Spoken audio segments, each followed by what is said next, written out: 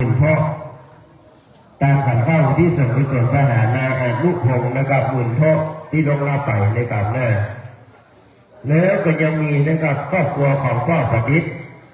เมืองวันดีตั้งอกตั้งใจที่ส่วนกุศลพระหาพ่อน้อยฝันแม่ดีนะครับเมืองวันดีและก็วิหันขันคำนะครับที่ลงลาไปเนี่ยอันนี้ก็เป็นความตั้งใจนะครับของพ่อประดิษฐ์เมืองวันดีนะครับท่านแล้วก็มีนะครับสามเณรรัตสนนนะครับสี่กุณนะอันนี้ก็ร่วมทำบุญอุทิศส่วนกุศลพระหานะครับพ่อวิจัยคำยายดวงพาตาหน้าขุนนะครับและร่วมทำบุญนะครับตามพระกระตุ้นกระตัวไว้ไปเนี่ยนะครับเนี่ยอันนี้ก็เป็นความตั้งใจของสามเณรรัตสนนนะครับที่กุณะนะครับมาขออยู่ขอบพระกบาไปตลอดเมื่อเดือนข้างแล้วก็ยังมีต่อแถมนะครับก็มีญาติพี่น้องนะครับลูกหลานอุทิศส่วนกุศลไปหานะครับแม่อุ้ยและก็นายเกษมนะครับเมื่อที่ลงรับไปนะครับข้างแล้วก็ยังมีต่อนะครับก็มีครอบครัวของนายเต็งนางสาวจุธามาศเมืองวันดีการขันเข้าที่ส่วนกุศลไปหานะครับเทวดาพ่อเกิดแม่เกิดและที่ส่วนกุศลไปหานะครับแม่ใส่เงินเมืองวันดีแม่สามแม่อุ้ยนวลนะครับแล้วก็นายสนิทนางสาวปัญญาเมืองวันดีพ่อวิมีนะครับแม่วิสมนางบัวเร็วนางบัวเงานะครับหรือว่านางบัวเร็วนั่นนะครับเนาะติดจันและการไปหาเจ้ากรรมในเวรเทวดาพ่อเกิดแม่เกิดเลยเนี่ยรักษาตัวตนนะครับและก็ญาติพี่น้องนะครับที่ร่วมทำบุญนะครับตามไปหาเจ้ากรรมในเวรเทวดาพ่อเกิดแม่เกิดนะครับและก็มีครอบครัวของนางจำเนียนนะครับครูสิงห์ร่วมทำบุญที่ส่วนกุศลไปหาพ่อสุขชัยมงคลนะครับครอบครัวของแม่เงินนะครับสิงห์วัน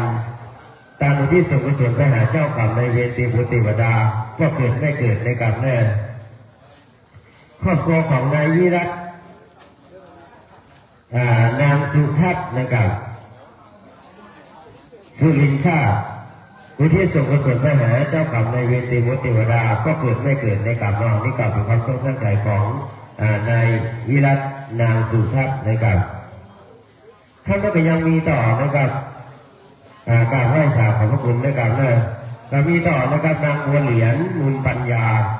ร่วมทำบุญอุทิศส่วนกุศลไปหาพ่ออินนะครับแม่บัวแก้วปาดวงและนายปวนนะครับบุญปัญญานายผลนายพลนายสีทนนะครับปาดวงนะครับที่ลงรับไปอันนี้ก็เป็นความตั้งใจนะครับของที่บัวเหรียญมูลปัญญานะครับเพื่อก็ยังมีต่อแถมนะครับท่านพระครูป่าพัฒสอนวรกิจนะครับการขันเข้าที่ส่วนกุศลไปหานะครับก็วิมีนะครับพ่อวิจัยและก็แม่วิสงนะครับแม่แอมนะครับอันนี้ก็เป็นความตั้งใจของท่านพระครูประภัสสรวรกิจนะครับทุกพี่ชายนะครับแม่ท่านแล้วก็มีครอบครัวของนายวีระพงศ์นะครับบุญตาการขันเข้าที่ส่วนกุศลไปหาครอบครัวแม่ตัวนะครับบุญตาที่ลงรับไปเนี่ยเป็นความตั้งใจของนายวีระพงศ์นะครับบุญตาและก็มีครอบครัวของนายศิริกร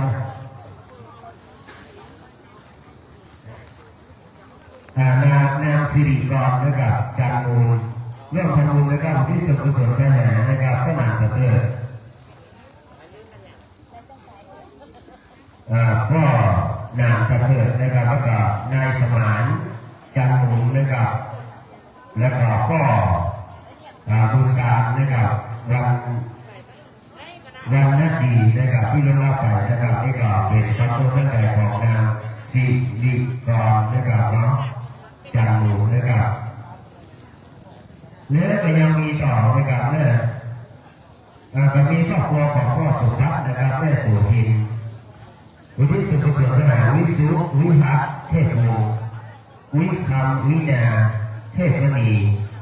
และก็วิคำวิปาดวงตานายพนิษฐ์นะครับผู้หลักพนิษฐ์นะครับแม่สุนี และการอุทิศส่วนกุศลไปหาเจ้ากรรมนายเวรเทวดาก็เกิดแม่เกิดเมื่อศาสตร์หนุนเนี่ยนี่กับการต้องตั้งใจของพ่อสมบัติแม่สู่หินนะครับ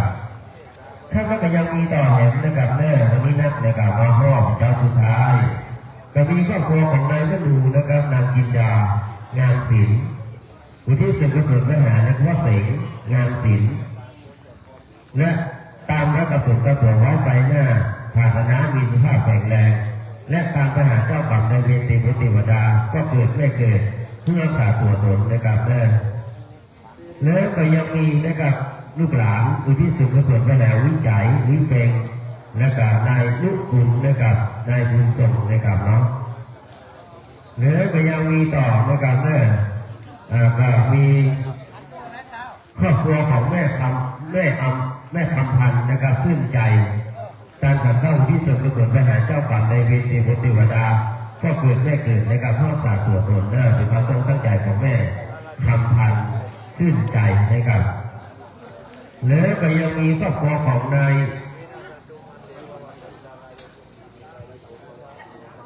สังวานนะครับว่า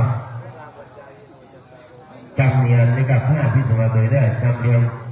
จอมพินตานะครับว่าพระมุที่ส่วนกุศลไปหาเจ้ากรรมนายเวรเทวดาก็เกิดแม่เกิดในการเริ่มรักษาตัวตนนะครับอันนี้เป็นของนายสังวานนะครับ5พิสมัยเลยได้ทั้งนี้ก็ยังมีครอบครัวของนะครับนายแอดวงกรนะครับ4 ดวงร่วมทำบุญที่ส่วนกุศลไปหาวิจันทร์วิจื้นดวงประเสริฐนะครับที่ต้องรับไปนะครับหรือก็ยังมีต่อนะครับก็มีครอบครัวของนายนัทติพงศ์นะครับตาบุญร่วมทำบุญที่ส่วนกุศลไปหาพ่อนครตาบุญนะครับหรือก็ยังมีต่อนะครับก็มีครอบครัวของนายนัทติพงศ์นะครับตาบุญร่วมทำบุญที่ส่วนกุศลไปหานะครับพ่อนินตาบุญนะครับที่ต้องรับไปแล้วก็มีครอบครัวของนายณรงค์นะครับนางสุรดาอินทรัตน์นะครับ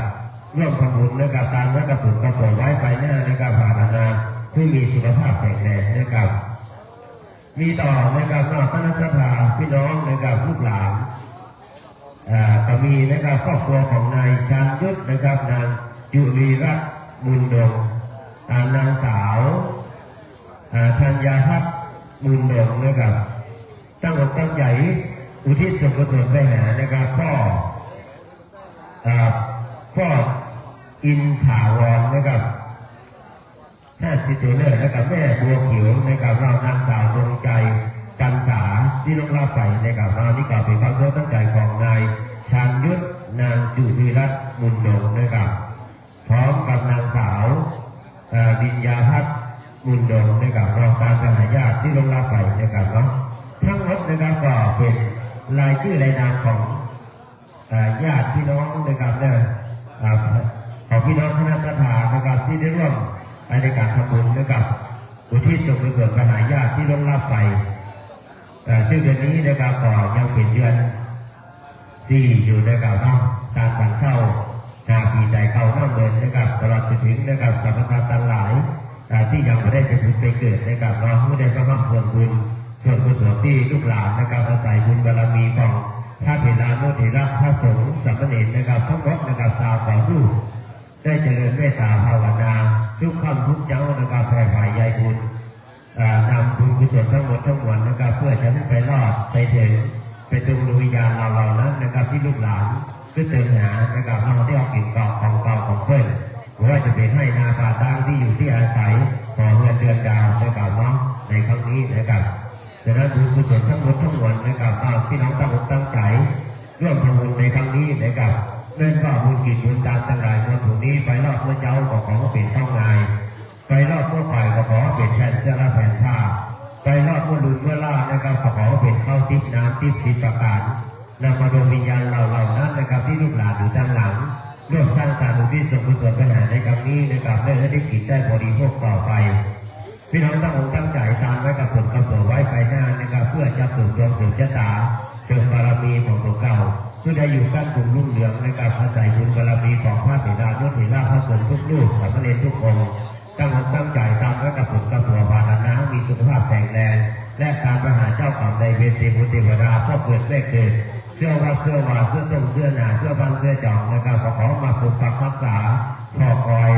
ตัวนะครับผู้อยู่ดีมีสุขนะครับพ้นจากข้อปีข้อเดือนข้อวันข้อเมื่อหลับเมื่อตื่นข้อเมื่อหยุดเมื่อเตียวข้อเมื่อเหลียวเมื่อพอข้อเมื่อจ่านะครับขอหายไปจากตัวพี่น้องเสียงเด้อเพื่อพี่น้องอยู่ดีมีสุขนะครับตั้งนี้ต่อไป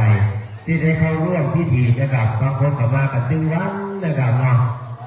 แต่บางคนนะครับกรรมการนะครับเราก็มาร่วมทำบุญด้วยกันเมื่อได้ยินเสียงประชาสัมพันธ์นะครับก็ได้มาร่วมในการทำบุญว่าจะเป็นรับเป็นเจ้าภาพอีกที่จะสร้างแต่งสิ่งในการหดตัวด้วยกันก่อนเนอเห็นหน่อยนะครับทำมาที่วัดตาเดือกับหันสิงห์นะครับที่เราได้ร่วมกันสร้างได้ร่วมกันการในครั้งนี้นะครับในการที่อารามส้มซุปนะครับก็จะมีสิ่งตั้งไว้ให้นะครับมาสนั้นก่อนอาศัยบุญบารมีของพี่น้องคณะสัตยาการที่เดินของท่านพระครูหานะครับท่านพระครูประภัสสรวรกิจนะครับซึ่งเป็นที่เจ้านักพัฒนาอยู่แล้วนะครับและก็ได้รับการดูแลจากพี่น้องคณะสัตยานะครับว่าทางนอกว่าทางในนะครับเนาะตลอดจนถึงขอบคุณนะครับพระเถรานุเถระพระสงฆ์สามเณรทุกรูปที่ได้มาเจริญเมตตาภาวนาตั้งแต่วันที่29นะครับเป็นต้นมาวันนี้เป็นวันออกกรรมทางพระคุณเจ้านะครับก็ได้ร่วมทำบุญโดยการตัวแหมนะครับมาขออนุโมทนาสาธุเด้อขอเป็นเรื่องโพโล่งใจนะครับเป็นที่เคารพนับถือของพี่น้องคณะสัตยาแต่ละวัด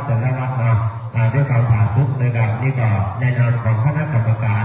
พี่น้องคณะสัตยาวัดตาเดือนนะครับก็ขอกราบไหว้สาขอบพระคุณนักเลิศพระคุณเจ้าและสามเณรนะครับเนาะตอนนี้ก็พี่น้องเริ่มทยอยกันเข้ามานักนะครับเพราะว่าเป็นเจ้าสุดท้ายนะครับพี่น้องมาตามมาหอมกันนะครับตามข้าวกับมาทางเวเนอร์แล้วก็อนุญาตนะครับประชาสัมพันธ์ขอบคุณรายชื่อรายนามของพี่น้องนะครับอันนี้ก็มีท่านสท.พันธ์บุญเป่งนะครับร่วมทำบุญที่สมกุศลไปหาพ่อสมบุญเป่งแม่จันทองนะครับบุญเป่งและก็นายจักรบุญเป่งนะครับเนี่ยอันนี้ก็เป็นความตั้งใจของสท.พันธ์บุญเป่งนะครับแล้วก็ยังมีต่อนะครับเนี่ย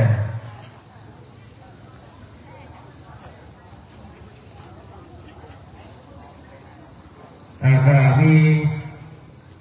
ครอบครัวของนะครับนางพิมพรปัญโยนะครับร่วมทำบุญนะครับที่สุขประเสริฐไปหาแม่อินวงมณีและก็นายซุปนะครับปัญโยนะครับที่ลงรับไปเนี่ยอันนี้ก็เป็นความตั้งใจนะครับของนางพิมพรปัญโยนะครับข้างแล้วก็มีครอบครัวของแม่ปวนศรีอุทัยนะครับแม่ปวนศรีอุทัยนางพัฒวิรันนะครับศรีอุทัยอันนี้ก็ร่วมทำบุญนะครับตามนักประสงค์กระหัวไว้ภายหน้าและตามทหารเจ้ากรรมในเวรเทวดาก็เกิดนะครับเรื่องรักษาตัวตนนะครับขอบคุณนักนะครับแม่ข้างแล้วก็มีครอบครัวของพ่อทองคำนะครับแม่แสงร่วมทำบุญนะครับที่สุขประเสริฐไปหาพ่อคำแม่มูลนะครับที่ลงรับไปเนี่ยและก็ต่อนะครับเราก็มีครอบครัวของนายเกียงไกรสมณโนนะครับตั้งใจที่สุขประเสริฐไปหาพ่อวิมูลสมณโนแล้วก็แม่วิเตียงนะครับสมณโนแล้วก็พ่อวิสีมูลนะครับลุงกีแม่บุญปั่นนะครับพุทนาและการไปหาเจ้ากรรมในเวรเทวดาก็เกิดนะครับเรื่องรักษาตัวตนนะครับแล้วก็มีครอบครัวของนะครับพ่อสิงห์คำนะครับแม่สมบูรณ์ตั้งใจที่สมกุศลไปหานะครับพี่ลุงรัตแล้วก็พ่อไม้คำนะครับแม่สมนาแล้วก็พ่อพุทธแม่เกี้ยวนะครับได้รับเป็นเจ้าภาพปดินกีนะครับว่าที่จะสร้างฐานของสิงห์นะครับนอก200 บาทนะครับขออนุโมทนาขอบคุณนะบุญกิจบุญตาที่ลูกหลานญาติพี่น้องอยู่ข้างหลังอยู่ที่สมกุศลไปหาในครั้งนี้ก็ขอให้ไปรอดไปถึงดวงวิญญาณเรานั้นโดยนะครับแล้วก็มีครอบครัวของนางสาวอุทัยวันนะครับปัญญานายสันติชัยปัญญานะครับผู้ที่ส่งกุศลไปหานะครับก็พระไม้แสงนะครับปัญญาที่ลงรับไปนะครับนี่ก็เป็นความตั้งใจของนางสาวอุทัยวันและก็นายสันตินะครับชัยปัญญานายสันติชัยนะครับปัญญานะครับว่าร่วมทำบุญด้วยกัน และก็ขอกราบไหว้สาขอบพระคุณนะครับท่านพระครูบาติการนักลุ่งนะครับปัญญาวโรอันนี้ก็ร่วมทำบุญนะครับอุทิศส่วนกุศลไปแห่นะครับพ่อวิคำมูลปัญญาพร้อมกับด้วยนะครับพ่อวิสุทธิ์แม่วิหันเทพวงศ์และก็พ่อหลวงปฏิษฐ์นะครับเทพวงศ์นะครับที่ลงรับไปนะครับตอนนี้ก็เป็นความตั้งใจนะครับของท่านพระครูบาติกานักลุ่งปัญญาวโรนะครับวัดธรรมไสยท่านแม่นะครับนอกจากไหว้ศาลของคุณนักเลิศท่านพระครูทุกีนะครับข้าพเจ้าก็เป็นรายชื่อรายนามของพี่น้องนะครับคณะสัทธานักศิลป์นักบุญนะครับที่ตั้งอกมาแต่ไกลตั้งใจมาแต่บ้านนะครับมาร่วมในการทำบุญด้วยกันนะครับในวันออกกรรมในวันนี้นะครับซึ่งเป็นเช้าสุดท้ายนะครับมาฉะนั้นก็เงินทุกบาททุกสตางค์นะครับที่พี่น้องได้หอมที่พี่น้องได้ตามนะครับพี่น้องก็ต้องกลัวเน่ว่ามันจะสูญหายเปล่านะครับมันจะสร้างแต่สิ่งดีๆนะครับภายในวัดตาเดือนะครับของเรานะครับเนาะว่าจะเป็นสร้างแต่งสีตลอดจนถึงคุณนะนะครับยังวัดตาเดือนะครับผู้เป็นที่ท่องเที่ยวนะครับเราเพราะว่าของเรานี้ก็เป็นว่าที่ท่องเที่ยวอยู่แล้วนะครับมันงามนะครับเราเข้ามานะครับเย็นอกเย็นใจสถานที่สะอาดหูสะอาดตานะครับเนาะมีพร้อมหมดนะครับนะครับบุญกินบุญที่น้องทำก็ขอที่ตัวพี่น้องไปตลอดเป็นก็กำบังในชีวิตโดยที่มาจุฬาก้าวไก่ชีวิตของพี่น้องได้นะครับแก้วเมียงนะครับมันสู้แก้วสามประการมาได้แน่เชื่อว่าแก้วสามประการดวงบานกินกู้หากมีอยู่ห้องแดนใดแก้วโลกมนุษย์สว่างเม็ดสีใสเขาเกียระไงจมผูโลกล่าทับทิมก้อแดงสีแสงเพ่งก้ากับแก้วผาผาก้านักแก้วมหานินคนยินชอบพักวิตุลนำเพื่อเหลืองดีมรกตนั้นพันหน้าเขียวสีหมอกมุ่งเมืองมีเป็นที่วัดอ้างถึงรัตนังยังรู้แต่บ้างแล้วต่างในรั่นจัดเอาพิษไก่ตุนยังลงภาควัดเหมือนแก้วเจ้าสามองค์คือพระพุทธพระธรรมพระสงฆ์แม้เข้าป่าดงลงเหวลืมกันขึ้นภูผาพาลับได้กันก็พอมีวันภาคย้ายแก้วสามภาการดับมันชั่วหายฮื้อจากห้องอินทรีย์แก้วโลกมนุษย์พุทธของสุดสีกันดับอินทรีย์ไปโดยหมอได้แก้วสามภาการติดตามอยู่ใกล้เป็นผลตามไปจันทราเปียกอัธยานเปียกปันดังม้ากันทักตัวก้าสั่นไวเงินดังดับติดแทงเหลือใจชื่อสลีกันใจป่าไผ่ผ่านแผ้วเป็นโลป่าสัมเปาเล่มแก้วข้ามฝั่งสาพรวาจาดุดดังเกินคำกายนำขึ้นฟ้าไปสู่เมฆฟ้าเมืองบนแสดงออกฤทธิ์กับกายเป็นเกินกายขึ้นเมืองบนจันฝ่าเก้าห้องจันฝ่าเก้าห้องเน่บุญรักษาพี่น้องทุกท่านเชื่อว่าสว่างปกปักรักษาปลอดไว้พี่น้องคณะสัตยาทุกท่านทุกคนนะครับภาวนาเน่สิ่งศักดิ์สิทธิ์นะครับเชื่อว่าสว่างของวัดตะเดือของเรานะครับกระเป๋าของเราของพี่น้องคณะสัตยาทุกท่านทุกคนเน่เพื่อได้อยู่ก้านคุณรุ่งเรืองนะครับอายุวันฝันยืนนะครับตลอดปี69นะครับที่ย่างเข้ามา5 วันในวันนี้นะครับเนาะเพื่อพี่น้องอยู่ดีมีสุขนะครับมีโชคมีใจเหมือนกันทุกคนนะครับทั้งนั้นก็ยังมีรายชื่อรายนามของพี่น้องนะครับที่ร่วมเป็นทำบุญด้วยกันนะครับก็มีครอบครัวของนางทองพิมยันดิษนะครับร่วมทำบุญดูที่ส่วนกุศลไปหาเจ้ากรรมในเวรเทพเทวดาพ่อเกิดแม่เกิดและสรรพสัตว์ทั้งหลายที่ได้เสียชีวิตลงไปเนี่ยและก็หายาติที่ลงรับไปโดยนะครับนี่ก็เป็นความตั้งใจของนางทองทิพย์จันทิพย์นะครับเราขอบคุณนะครับข้างนั้นก็ยังมีต่อนะครับก็มีครอบครัวของก็สมทบนะครับแม่บุญมาอันนี้ก็ร่วมทำบุญนะครับรับเป็นเจ้าภาพนะครับบดินกีนะครับเนี่ยแต่เพื่อจะเป็นฐานของสิงห์นะครับการรักกระปุกกระเปิดไว้ภายหน้านะครับภาวนาเพื่อมีสุขภาพแข็งแรงนะครับและการไปหาในเวรเทวดาก็เกิดได้เกิดโดยได้100 บาทนะครับขอบคุณนักเลิศ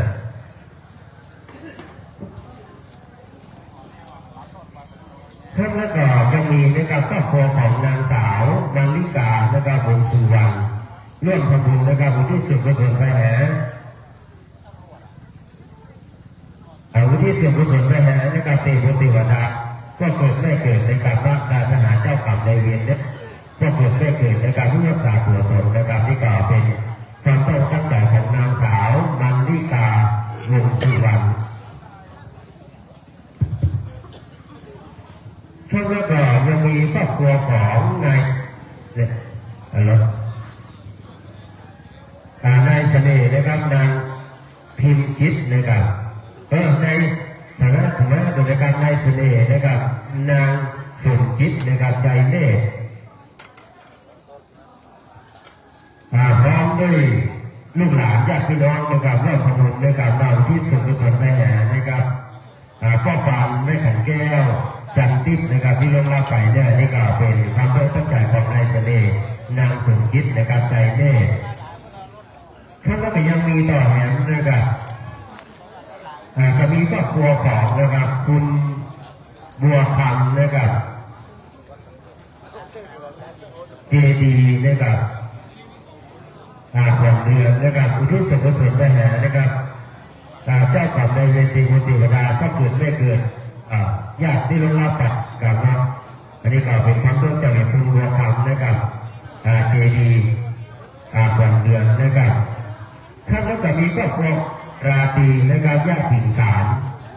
ร่วมทำบุญอุทิศส่วนกุศลแด่พระนางแก้วแม่วิญญาณเขียวนะครับเจริญรังและก็พ่อครูสนัดญาติสิงสารนะครับอันนี้ก็เป็นความตั้งใจของแม่ราตรีญาติสิงสารนะครับแม่ท่านแล้วก็มีครอบครัวของนางสาวเฟิร์นจิตจินดาลักษณ์ร่วมทำบุญอุทิศส่วนกุศลแด่เจ้ากรรมนายเวรเทวดาก็เกิดได้เกิดนะครับได้รักษาตัวตนผู้มีอายุมั่นขวัญยืนนะครับว่าต้องท่านก็ดีแล้วก็ท่านวันนี้ก็เป็นความตั้งใจของนางสาวเพิ่มจิตนะครับจินดาลักษณ์นะครับขอบคุณนักนะครับ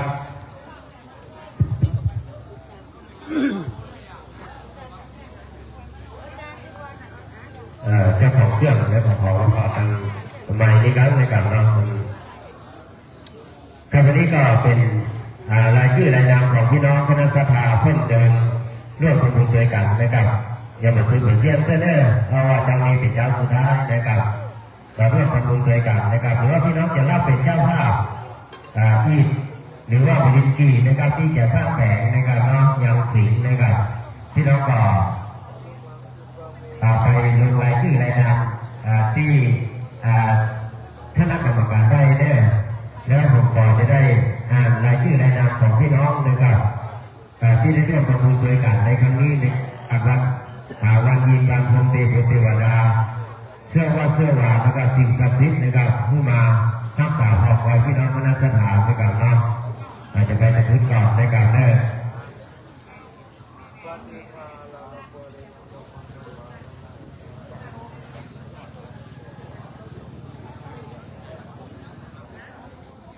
สำหรับรถนะครับรถเครื่องนะครับที่จอดไว้นะครับที่หน้าวัดหน้าเข้ามานี่นะครับเพื่อจะตั้งเพื่อจะตั้งแถวนะครับใส่บาตรต่อย้ายสุนัขจะย้ายกลับเลยครับเนาะครับวันนี้ก็เป็นรายชื่อรายนามของพี่น้องนะครับคณะสภานะครับที่ร่วมในการทำบุญด้วยกันนะครับรู้สึกดีใจแทนพี่น้องนะครับคณะสภาบ้านเจ้าเดือนะครับเจ้านี้นะครับเราพี่น้องเข้าเดียวกันนะครับใส่ขันแก้วเข้าเดียวกันนะครับร่วมทำบุญด้วยกันเนาะอันนี้เป็นคนใจบุญนะครับเนาะเพื่อว่าคนงามคนหลับบุญคนใจบุญคนเชียงใหม่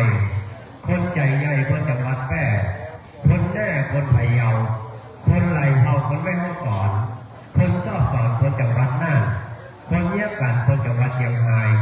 คนสบายคนลำปางคนใจกว้างพี่น้องคณะสถาที่ได้มาร่วมใส่บาตรในเจ้านี้นะครับเราเป็นคนใจกว้างนะครับ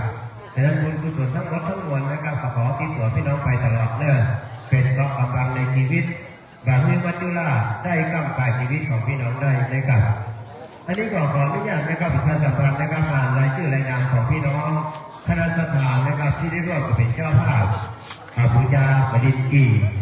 หรือว่าอิฐในการสร้างเป็นฐานของสิงห์นะครับเนาะก็มีนะครับครอบครัวของนายปวริศนะครับนันตากาอันนี้ก็บูชาอิฐนะครับ5 ก้อนนะครับ100 บาทและก็ครอบครัวของนายเต็งนะครับนางสาวสุภามาศเมืองวันดีบูชาอิฐ5 ก้อนนะครับ100 บาทพ่อพรหมนะครับแม่รัดบ้านเปียงนะครับร่วมทำบุญนะครับบูชาอิฐนะครับ15 ก้อน300 บาทก็ ชัยยาบ้านเปียงนะครับผู้จารอิฐนะครับเนี่ยแช่ก้อนนะครับ100 บาทแล้วก็พระบุญธรรมนะครับศีลสังวโรนะครับวัดป่าจี้อันนี้ก็ได้ผู้จารนะครับเนาะ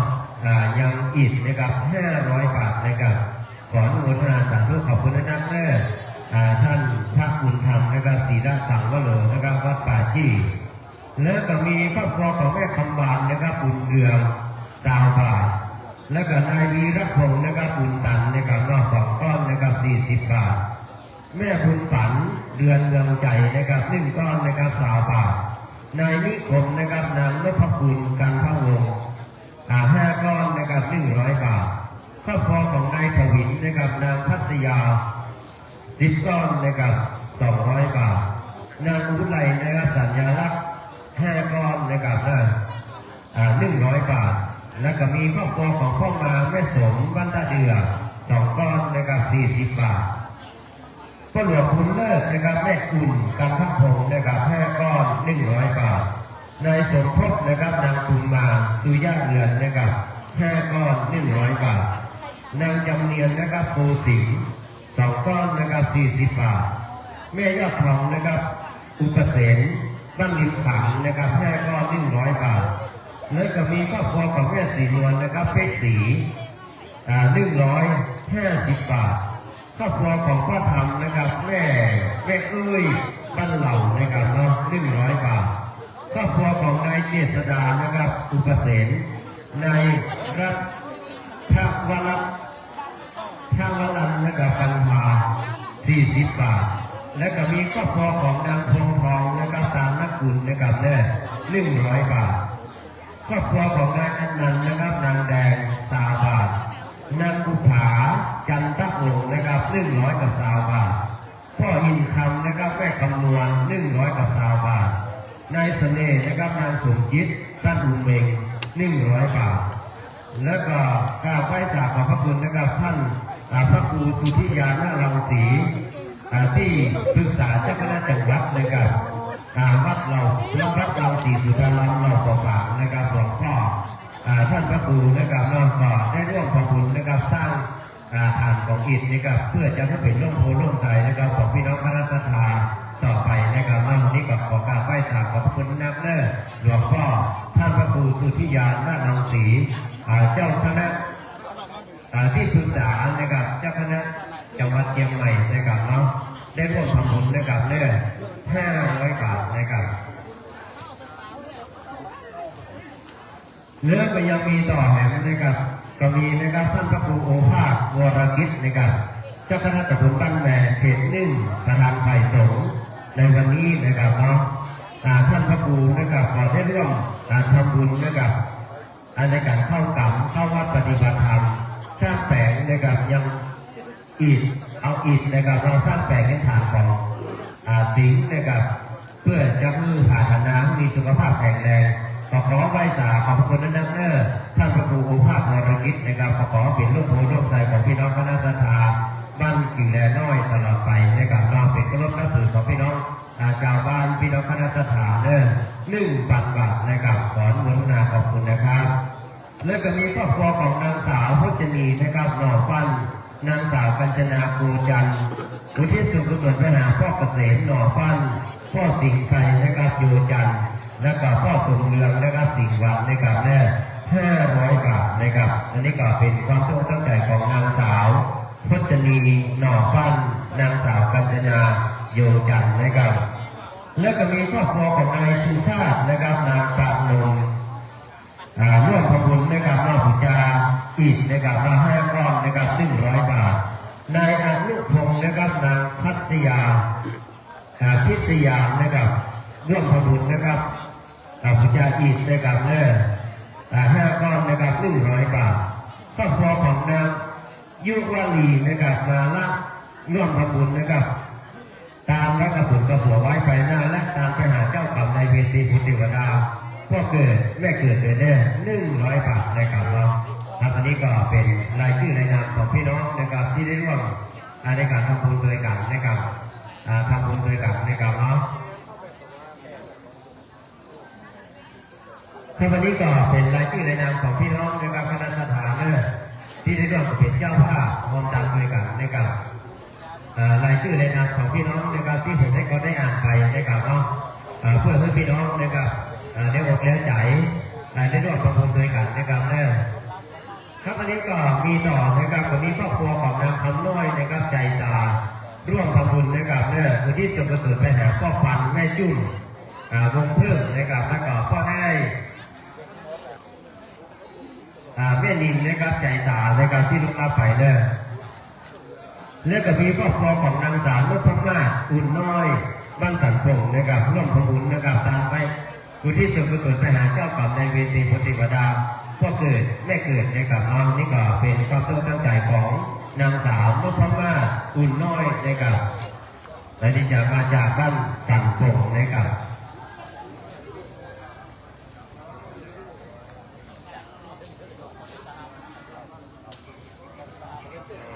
ครับแล้วก็มีครอบครัวของสิริรัตน์นะครับสิริรัตน์สิริขวัญนะครับพ่อน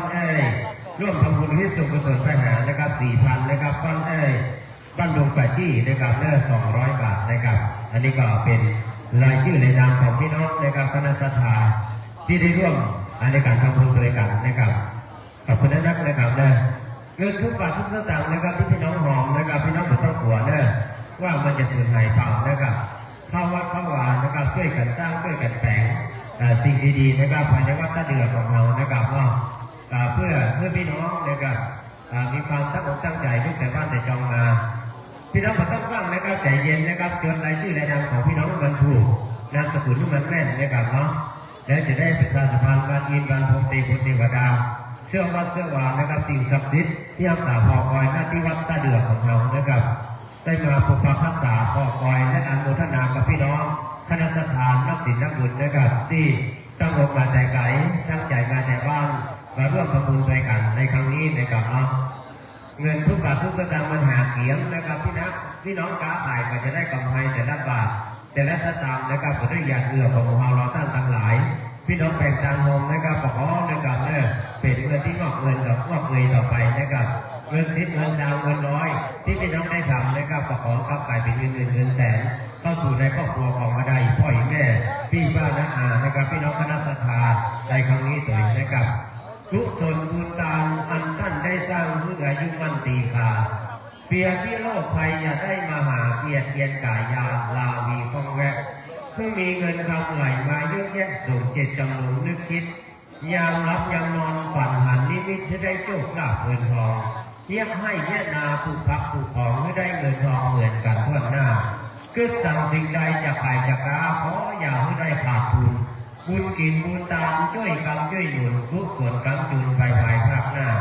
เป็นเมื่อสะตองทำลำใหญ่รอท่าข้ามน้ำสมุทรสายชนเกิดแก่เจ็บตายอย่าได้ผจญก็มีกังวลคือที่ปั่นเจ้าคือที่ปั่นเจ้าเลยกับบุญทักษาพี่น้องทุกท่านบุญทักษาพี่น้องทุกคนเลยกับท่านสรจมอยู่ที่ไหนมาเขียนชื่อในการพี่น้องเส้นทางก็หลายนะครับมาช่วยกันนะครับท่านแรกก็ขอการไหว้สาขอบพระคุณนะครับท่านพระครูไปที่การนักนุ่งนะครับปัญญาวโรนะครับเจ้าว่าวัดธรรมชัยบ้านแหลนะครับอันนี้ก็ทางท่านพระครูนะครับเพื่อการรับเป็นเจ้าภาพอิฐนะครับเพื่อจะเป็นสร้างเป็นรากฐานนะครับของ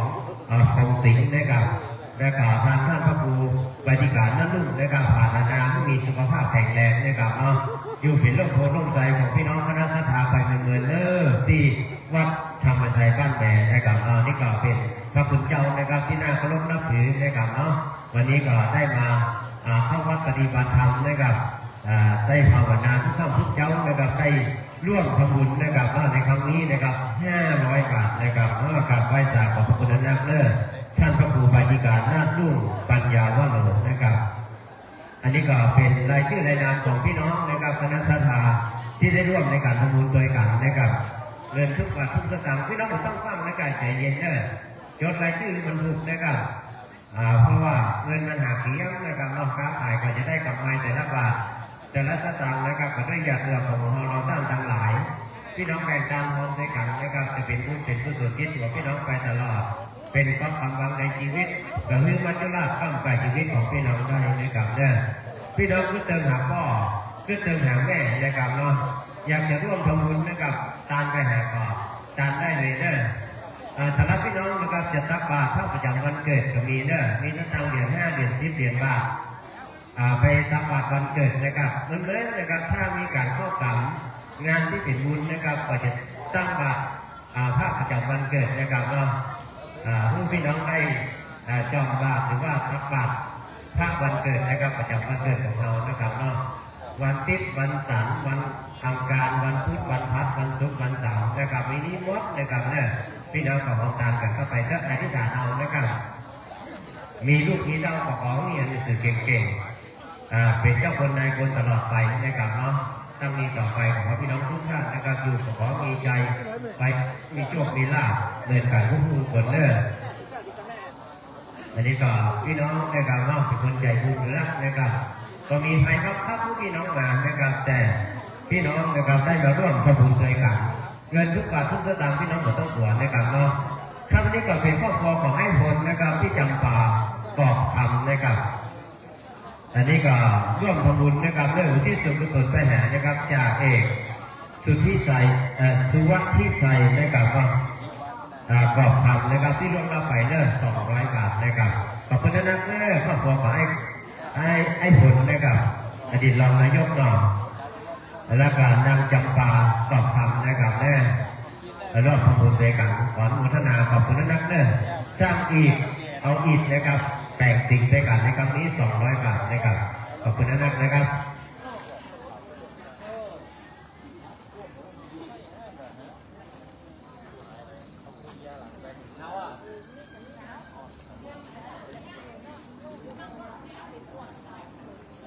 กับนี้ก็รู้สึกดีใจนะครับที่พี่น้องนะครับได้ว่าเกิดมาเป็นเจ้าพุทธวัดใดมีการมีงานมาช่วยเหลือไปอย่างนี้นะครับเนาะเพื่อถึงว่าวัดจะดีมีหลักฐานเพราะบ้านช่วยบ้านจะสวยเพราะมีวัดดักนิสัยบ้านกับวัดผัดกันช่วยก็อวยชัยถ้าขัดกันก็บรรลัยทั้งสองทางนะครับวันนี้แต่ละวัดนะครับขอมาถวายแด่ผู้เจ้าเพื่ออย่างผู้เจ้าพิกลักนะครับเนี่ยดังนั้นเปิดโอกาสให้พี่น้องได้ร่วมทำบุญด้วยกันในเจ้านี้นะครับพี่น้องเข้าใจได้ใจกันนะครับว่ายังไม่ได้ตามสังเข้ายังไม่ได้ตามที่สุดสุดประหารญาติก็ดินเดินนะครับวันนี้พี่น้องคณะสถาบันสันคงกับมากับเจ้านักมากับเจ้าหลายพี่น้องนะครับน้องก็เราปาจี้กับมากับเจ้านักนะครับเนาะฉะนั้นการทะเลาะกับผู้นะที่มันขาดตัวปกป้องไปผมได้ทางหน้าเป็นตัวแทนของพี่น้องคณะสถาวัดตาเดือดนะครับขอการสุมาภัยไว้ในโอกาสนี้เลยนะครับเนาะไว้สารเลิกจากที่ท่านพระพลัดกำพลนะครับว่าวัดดินฐานนักเตะนะครับได้เป็นนักเตะมือแจกอันนี้ก็ได้นำพี่น้องคณะสถานนะครับนำข้าวกินมาตามได้ทำร่วมสมุดนะครับในการออกกำนะครับในเช้านี้เลยนะครับนะกับไว้จากขอบพระคุณนะครับท่านรักกมีนะครับเนาะโอ้ท่านพระครูเรานะครับท่านพระวีรพงศ์นะครับท่านพระปัสโสโตนะครับเทพานะครับเทพานะครับว่าอันนี้ก็ทางพระคุณเจ้านะครับพระวีรพงศ์นะครับจันทปัสโสโตนะครับรับเป็นเจ้าภาพสิ่งนึ่งหัวนะครับ30,000 บาทนะครับโอ้วันนี้ขออนุโมทนาสาธุขอบคุณนะท่านพระวีรพงศ์นะครับจันทปัสโสโตนะครับที่ได้รับเป็นเจ้าภาพสิ่งนึ่งหัว30,000 บาทนะครับนี่ก็เพื่อจะเป็นร่มโพร่มใจนะครับของพี่น้องคณะสถาบันผ่านนางต่อไปและมีสุขภาพแข็งแรงนะครับเนาะเพื่ออยู่ดีมีทุกข์นะครับเป็นพระคุณเจ้าที่น่าเคารพนับถือคนนึกนะครับเนาะอดีตนะครับก็เคยอยู่วัดเขาเนี่ยนี่ก็ไปเป็นเจ้าวาดอยู่ที่วัดผ่านนางได้เข้าวัดปฏิบัติธรรมได้เจริญภาวนานะครับว่าที่วัดเขาที่นี่ในการร่วมเป็นเจ้าภาพสิ่งนึ่งหัวนะครับ30,000 บาทอนุโมทนาขอบคุณนะครับนี่ผมขึ้นจังอยู่ในวัดดีวะ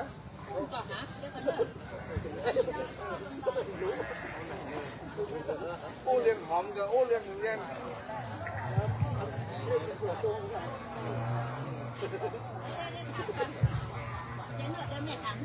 ถ้าวันนี้ก็ขออนุญาต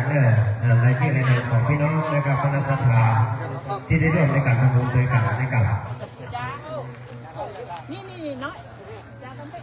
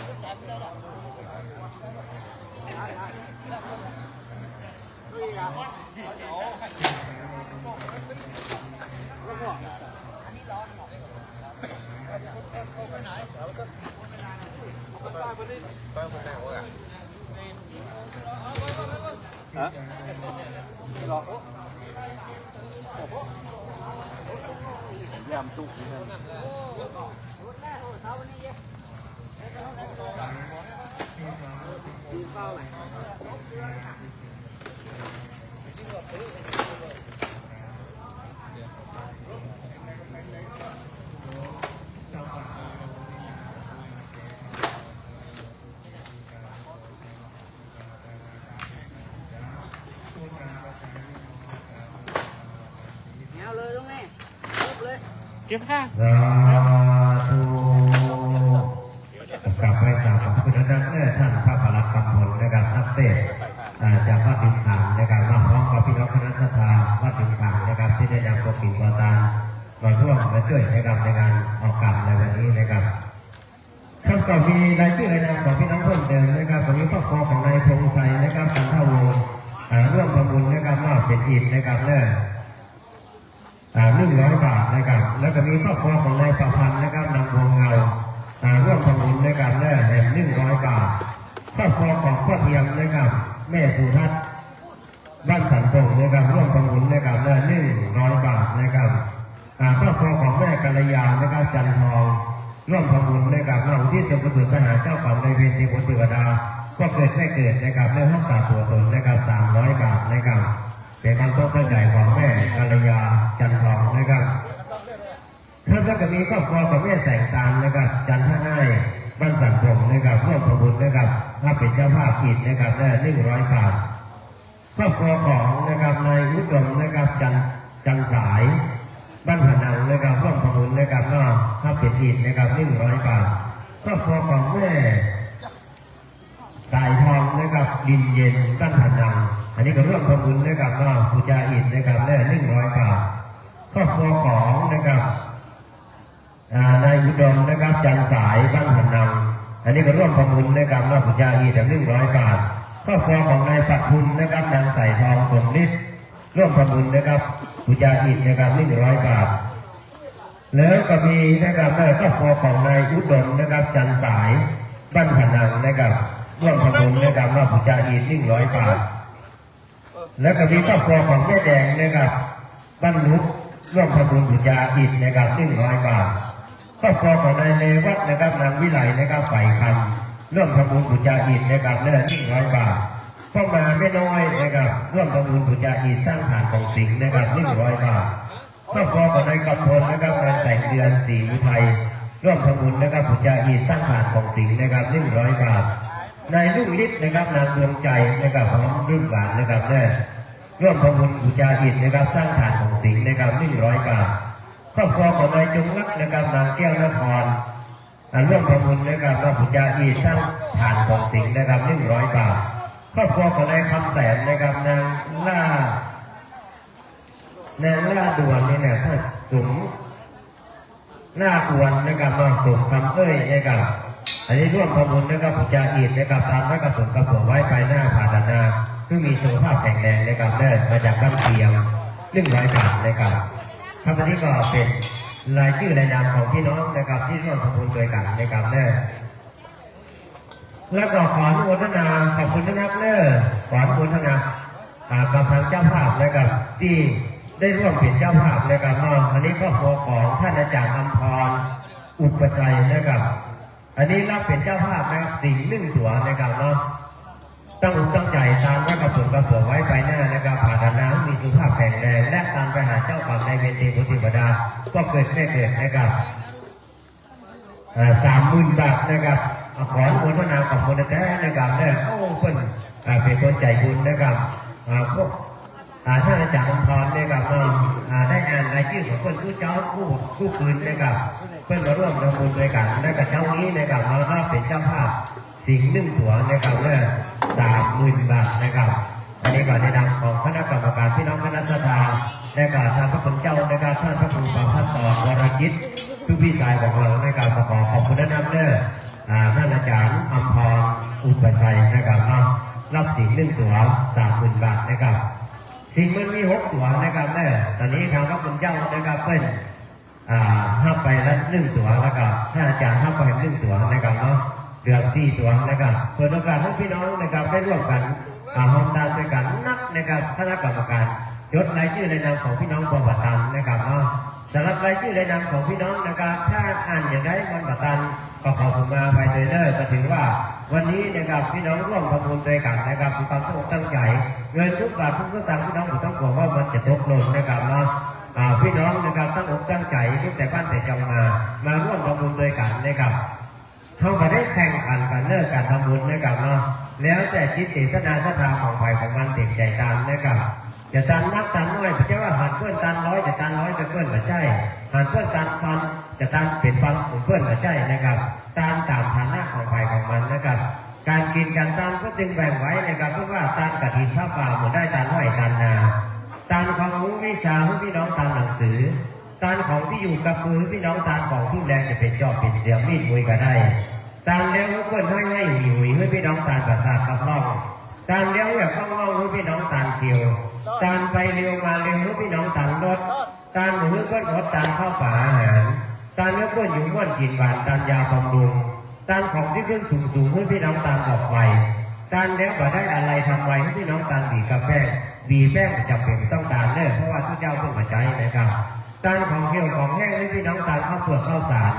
ตามแล้วเพื่อนอยู่ม้วนกินหวานตามปัจจัยตามสี่ตามของที่อยู่กับที่ให้พี่น้องตามถนนหนทางการเสียงดังกลางวันให้พี่น้องตามเครื่องเสียงการอุปกรณ์การเงินจะเป็นโต๊ะตั้งม้านั่งเก้าอี้ตามแล้วบ่เป็นนี่บ่เป็นท่าตามฐานะของฝ่ายของมันเนอะอันนี้ในการต้องการกินกันนะจะได้แข่งขันกันนะครับมาสมาด้วยนะครับเจ้าของรถนะครับมิสูนะครับเนาะป้ายทะเบียนขอไข่สมรุสีนะครับ8269เชียงใหม่นะครับเปิดไฟดีทิ้งไว้นะครับเนอะได้จากการบ้านก็ได้นะครับเนาะไปปิดไฟของท่านไปเนอะรถของท่านเปิดไฟละไว้นะครับท่านแล้วก็ขอบคุณนะครับท่านพระกำนันทรัพย์นะครับแม่กำนันวิไลนะครับอินถนนนะครับบ้านริมขานอันนี้ก็ร่วมขอบคุณนะครับน้องรับเป็นเจ้าภาพอินสร้างถาดของสิงห์นะครับเนี่ย500 บาทนะครับตั้งไว้กับผมก็ขอไว้ภายหน้าถาดน้ำมีสุขภาพแข็งแรงนะครับขอบคุณนั่งเด้อท่านพระกำนันทรัพย์อินถนนนะครับพร้อมกับแม่วิไลนะครับ500 บาทขอบคุณนะครับครับแล้วก็มีครอบครัวของนะครับ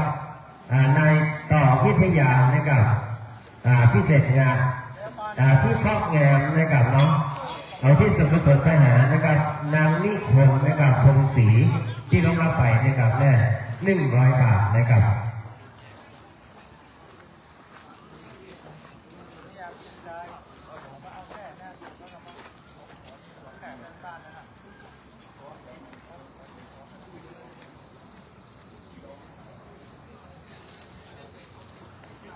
ครับวันนี้ก็มีรายชื่อในนามของพี่น้องนัดนะครับเนาะแห่งพื้นนะครับถ้าเราใส่บาตรนะครับผมไปให้ยอยอ่านไปนะครับเนาะอันนี้ก็ให้ถึงเวลานะครับที่เราจะได้ตอนนี้เพราะว่าพี่น้องคณะสถานนะครับคงจะมากันเที่ยงแล้วนะครับเนาะเดี๋ยวสักครั้งนะครับแค่ทุกปีเสน่ห์ก็จะได้ทีฟ้องนะครับเนาะด้วยสัญญาณกับพี่น้องคณะสถานเราจะได้ร่วมในการทำบุญด้วยกันในเจ้านี้นะครับแล้วก็จะได้ร่วมกันใส่บาตรข้าวสารอาหารแห้งนะครับเนาะพระอาจารย์เยี่ยมหัวนะครับเนาะวันนี้ผมดีใจนะครับแต่พี่น้องคณะสถานแท้ๆนะครับที่ได้ร่วมทำบุญด้วยกันเนาะคนเชียงใหม่เป็นคนใจดีอยู่แล้วนะครับในชื่อพอเสียงนะครับเป็นอย่างนะครับเนาะที่ไหนพี่น้องก็ตั้งใจรักนะครับ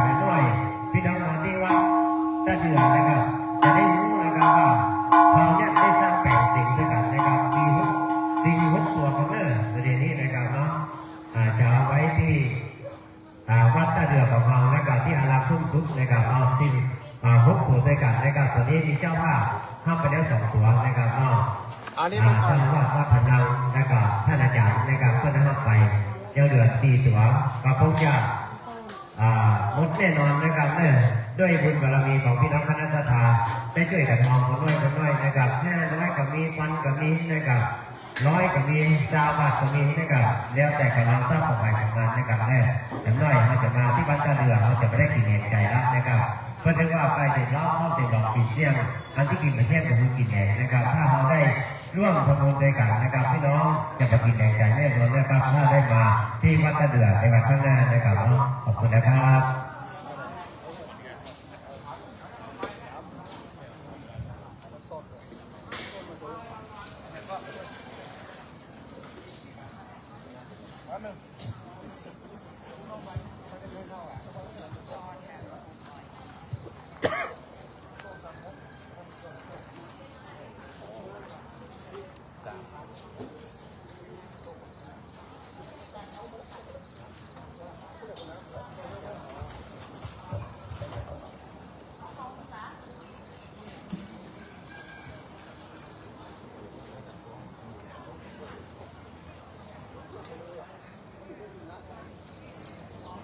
นอนนี่ก็ขึ้นหลุดลงไปประชุมเลยลงไปประชุมเลย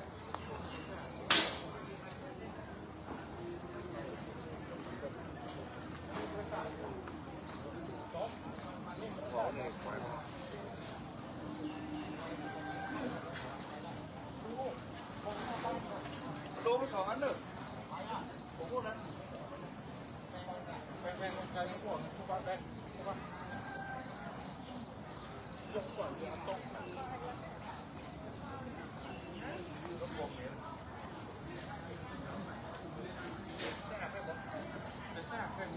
ถูกที่เขาปุ๊บ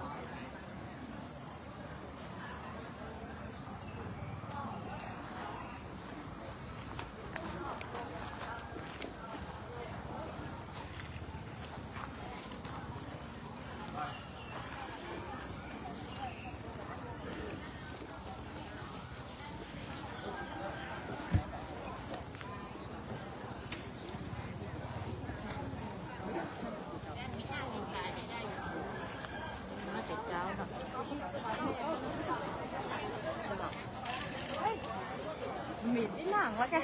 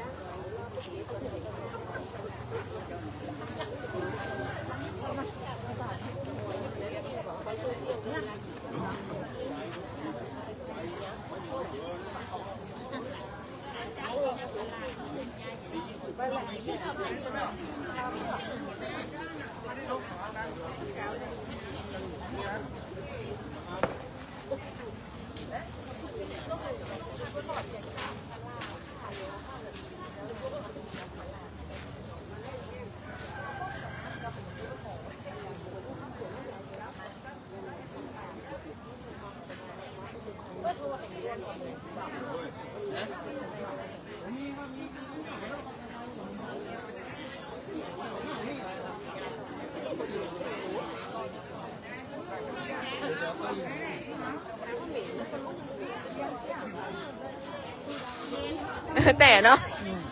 ตอนนี้ก็พี่น้องคณะสถาพร้อมนะครับเนาะเราก็จะได้เข้าสู่พิธีนะครับนะเพราะวันนี้พี่น้องมันหลายนะครับเนาะครับในนามของคณะกรรมการพี่น้องคณะสถาพัฒน์เดือนในการขอเรียนเชิญในการทางท่านอาจารย์อังคารนะครับสมคันเดชที่ปรึกษานายกเทศมนตรีเทศบาลตำบลบ้านแพเป็นเด็กของพี่น้องคณะสถาได้ครอบรอบน้อมนะครับเรียนทูตบุญญาพระรัตนตรัยขอเรียนเชิญท่านอาจารย์ครับ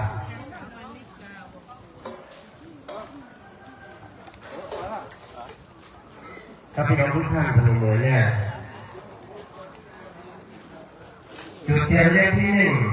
บูชาพระพุทธจุดเทียนเลขที่สองบูชาพระธรรมรูปสามดอกดอกที่หนึ่งบูชาพระปัญญาที่คุณรูปดอกที่สองบูชาพระบริสุทธิ์ที่คุณรูปดอกที่สามบูชาพระมหากรุณาที่คุณดอกไม้บูชาพระสงฆ์ใจดีคือพระพุทธใจบริสุทธิ์คือพระธรรมพระพุทธช่วยนำพระธรรมช่วยแจกพระสงฆ์ช่วยแจกทุกคนทุกท่านนะครับที่ได้เข้ามาร่วมทำบุญในคราวนี้ขอระลึกถึงคุณแห่งพระพุทธพระธรรมพระสงฆ์การเป็นสารณะที่พึ่งของพวกเราท่านทั้งหลายที่ได้รับผลบุญจากการผู้คนเด้อ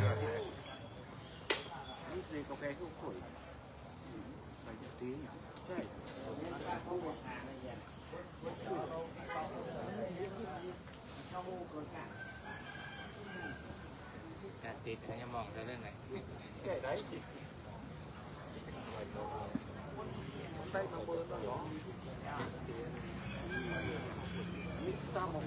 ปุ๊บไปเลยในทีวีนี่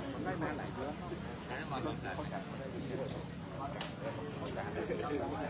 ที่ถึงปุ๊บไปไหน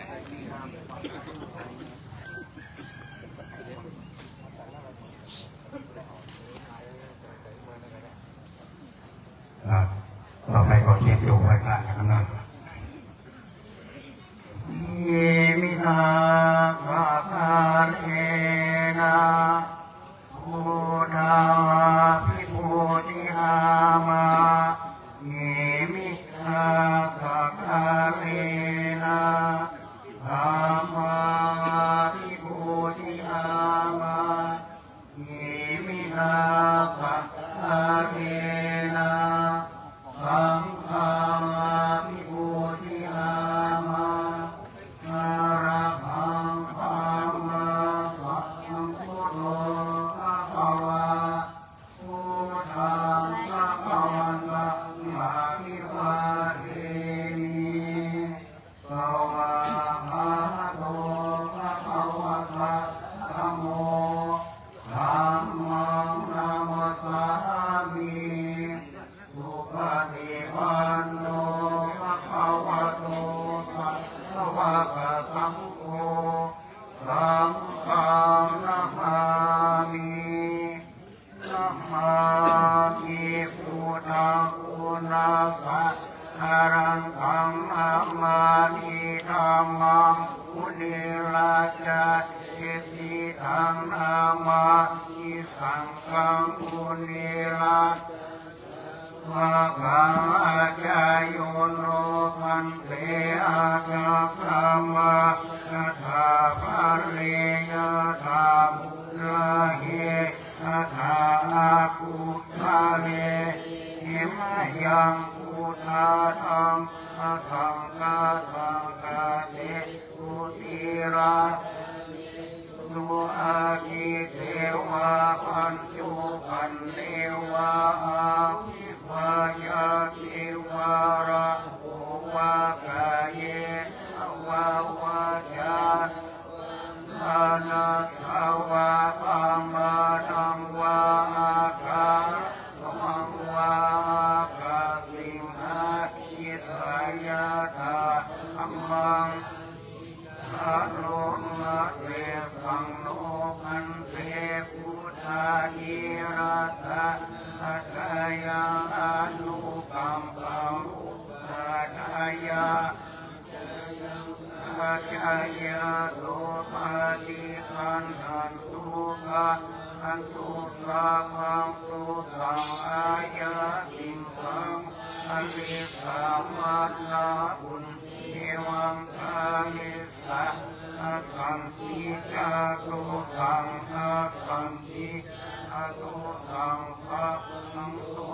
งฆมันโลสาธุกัสสะยัมพันเตธัมมามิปุปปะอุปาราชาตาเยโหตันตาปะตังปะเทภูชนาติกาอารัตเนสะอาปะริวารตันเลอาคินาเยกายะวะเลวะทิวัตเตมโนวะเลสังคิยานาเทนะวะอาสังคิยาปัมวะเทนะวะกายะกัมเมนะวะวะทิกัมเมนะวะมโนกัมเมนะวะอาทิตาตุสังกัญญูปันนาตุสังฆะอันตุสังฆะอันตุโนอุตุโนสังโฆโนอัมภะกังอิสาระตังอัตถยาเยตะนาสุขายายาวานิพานายาสังวากันโน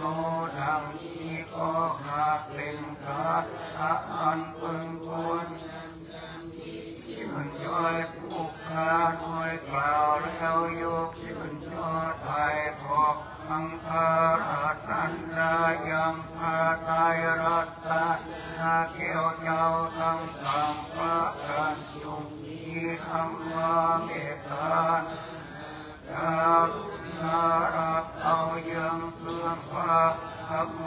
มิตรบูชาดานาวัตถุปัจจัยไตยาการแห่งมูล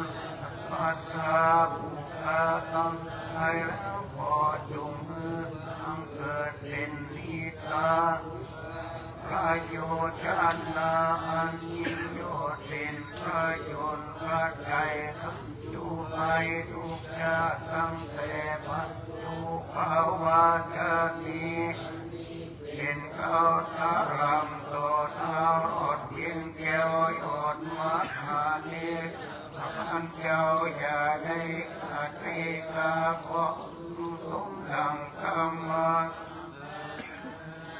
ให้ไปจุกูน้อยใหญ่ใจยิ่งขอสมดังคำกายิ่งไปคำอย่าได้ลงพวงคำผู้เงินวันนั้นนั้นจุงจะคิดอย่างแต่กิเลสเด็ดเลยเตรียมตัวยงพระบาทนะ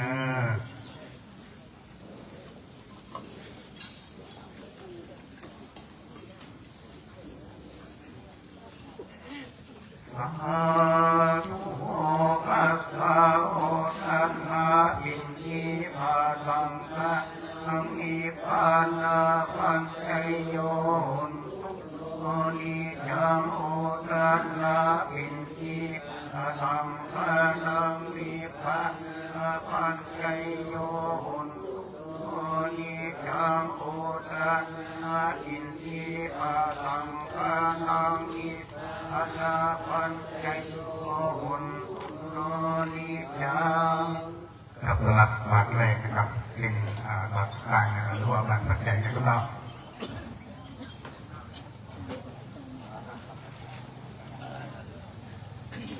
เย็นเดินเป็นแถวไปได้เลยเย็น วันนี้ก็เดี๋ยวพี่น้องนะครับเนี่ยต้องแถวกันนะครับวันนี้แถวจะยาวเนี่ยนะครับน้องพ่อพี่น้องมากันหลายบาทแรกนะครับจะเป็นบาทสตางค์นะครับพี่น้องเก็บสตางค์นะครับเหรียญ5 เหรียญ10 ใบซาวใบ50 ใบ100 ใบ500 ใบพันกันได้จำนะครับเนาะบาทแรกนะครับบาทสตางค์บาทใบสมนะครับใส่บาทขาวใบแดงด้วยนะ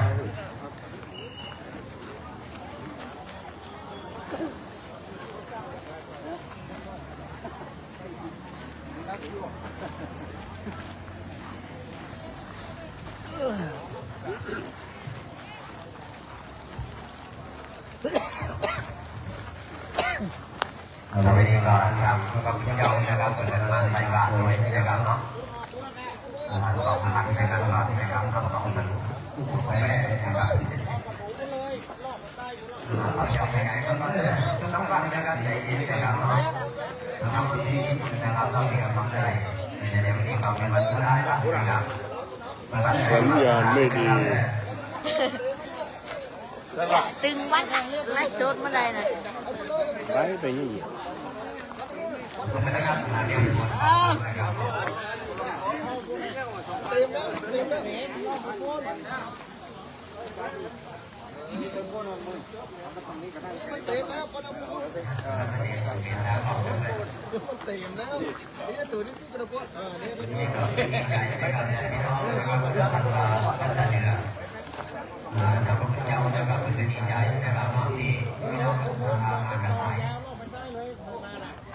พี่น้องนะครับตั้งใจไปเรื่อยๆย้ายไปตามถนนเลยนะครับ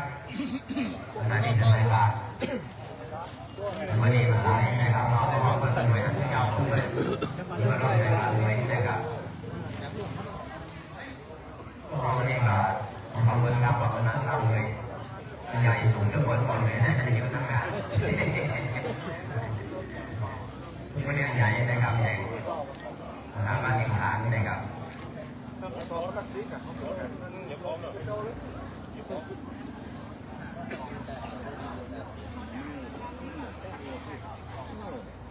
วันนี้เราจะมีการถ่ายทอดสดเลยเนอะเดี๋ยวทีนี้นะครับเป็นประวัติศาสตร์ของวัดตะเลียเอาไว้สามพระพุทธเจ้านะครับรุ่งๆสามประเด็นทุกองค์นะครับเนาะจะเดียวนะครับบ้านใครเป็นบ้านสนามพระใจนะครับสุโขทัยจับสนามลงไปไม่ยิงนะครับสุโขทัยจับสนามลงไปเนี่ยอธิษฐานนะครับผู้มองนี้นะครับเนาะบ้านแรกเป็นบ้านสนามหลวงพ่อท่านพระครูขาดมรณิตนะครับประธานฝ่ายสงฆ์ในวันนี้นะครับ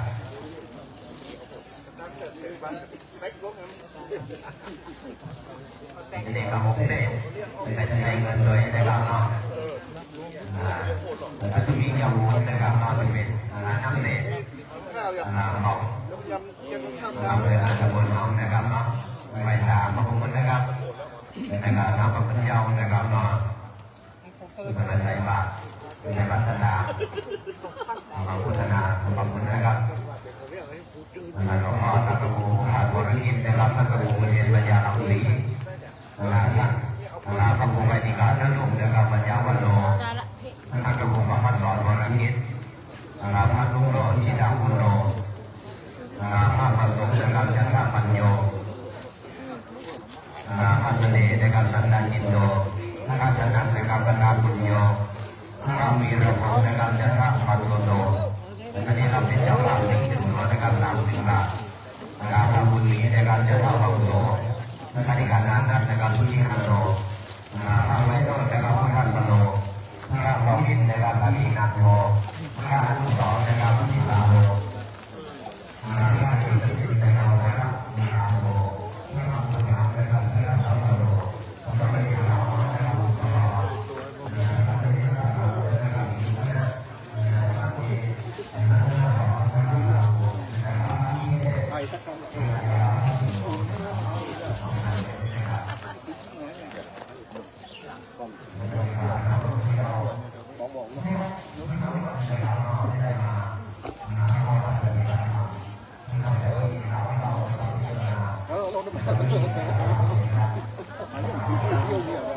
มันก็มาขอโคนตีมันเป็นแรก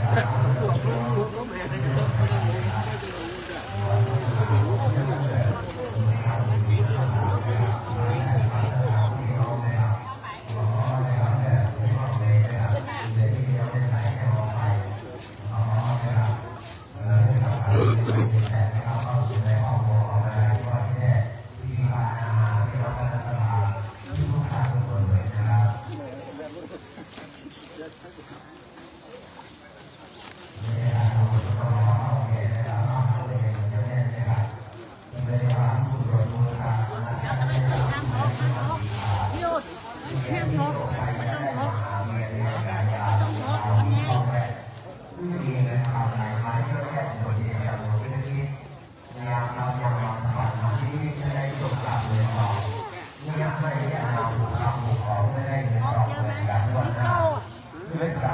อย่างไรนะครับเพราะว่าอยากได้ความรู้ที่ดีผู้ที่อยากให้ผลผู้ผลการศึกษาเช่นเมื่อสัพพะการกำลังใจเราถ้าอาหารของกายสดเพื่อแก่กายจะได้มันผลกองมีกำบลคือที่การจ้องที่การเจ้าแน่บุญน้ำตาพี่น้องทุกท่านบุญน้ำตาพี่น้องทุกคนนะครับตอนนี้ก็ยังประพฤติเพื่อให้กับน้องพี่น้องมากันนั้นพี่น้องมากันหลายแต่ถ้าว่าเป็นบุญบารมีนะครับของเราพระพุทธเจ้าวัดเขานะครับนั่นก็เป็นด้านพระครูเขาพัฒสอนวรกิจนะครับเพื่ออนุรักษ์ประเพณีวัฒนธรรมนะครับของล้านนาของเรานะครับไว้ตลอดไว้จะเป็นคณะย่ำก้อนเป็นคณะนะครับในการแบ่งรอบตลอดจนถึงนะครับนอนจัดพิธีกรรมอย่างต่างๆเพื่อย่างวัดนะครับเพื่อทำได้นะครับก็ด้วยบุญบารมีของเพื่อนบุญบารมีของใครของมันนะครับมันแข่งขันกันมาได้นะครับน้องเหมือนกันในวันนี้พี่น้องทุกจากบ้านจากจองมาตั้งแต่เช้ามืดมาร่วมทำบุญด้วยกันดังนั้นขอเป็นบุญเป็นกุศลเลือดที่ตัวพี่น้องไปตลอดเป็นกองกำลังในชีวิตและนี่มันจุฬาได้กำลังชีวิตของพี่น้องได้นะครับมีขอมีใจไปขอมีโชคมีลาภในการทุกคนนะครับ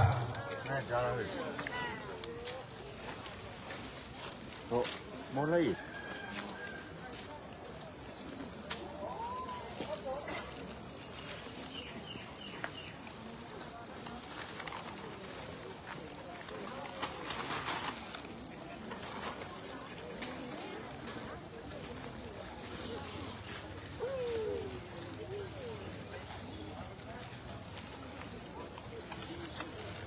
ทีนี้ก็ขออนุญาตนะครับรัฐบาลขอบคุณในที่แนะนำของพี่น้องที่ร่วมทำบุญด้วยกันนะครับครอบครัวของเป็นสีร่วมทำบุญนะครับสร้างอีก100 บาทสร้างกับทานของสิ่งนะครับ100 บาทแม่แดงนะครับ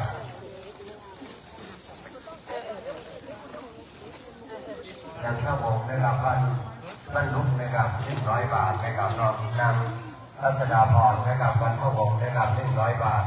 นางบัวคำนะครับบ่อนเมียงนะครับบ้านตาเสือ200 บาทนางสายนะครับนางคุณจะเป็นพี่น้องใจใหญ่นะครับเนาะ100 บาทนะครับในดำรงนางจินดาท่านันยาวนะครับ100 บาทและก็นายโสพลนะครับนางบัวเขียงนะครับได้100 บาทนายสุบินนะครับนางบุญวดีนะครับ100 บาทนายสมบูรณ์นะครับคำพัน100 บาทพ่อฤทธิ์แม่บุญนะครับ100 บาทพ่ออมรนะครับแม่เกศร50 บาท ไปโยมหอยออกมาก่อน นายอุทัยนะครับแม่ทองบุญนะครับ100 บาทพ่ออุทัยแม่ทองบุญ100 บาทนะครับนางพิมพาตาดวงนะครับ100 บาทแม่วิบัวถานะครับเจริญวันนะครับได้100 บาทนายประยุทธ์นางกันธิกานะครับ200 บาทและก็แม่บัวลอยนะครับกันทิยะนะครับนาง100 กับ20 บาทและก็มีครอบครัวของแม่สุนีนะครับเดือนเมืองใจนะครับน้องร่วมทำบุญนะครับได้100 บาทนะครับขอบคุณนักนะครับได้สร้างแบ่งยังสิ่งด้วยกันนะครับแล้วก็มีครอบครัวของพ่อแสวงนะครับแม่แสงหมายนะครับพ่อแสวงนะครับโพธิพฤกษ์นะครับบ้านสันตงนะครับ200 บาทแม่ทองสายนะครับอัศจรรย์นะครับนำ100 บาทนะครับแล้วก็มีพระนอนพระลงนะครับนามสกุลนา100 บาทนะครับนักจำเรียงนะครับเนาะนายจำเรียงนะครับนำรวงเงากินตะ200 กับ10 บาทแม่จัญญานะครับพันนาวิไลนะครับเนาะ50 บาท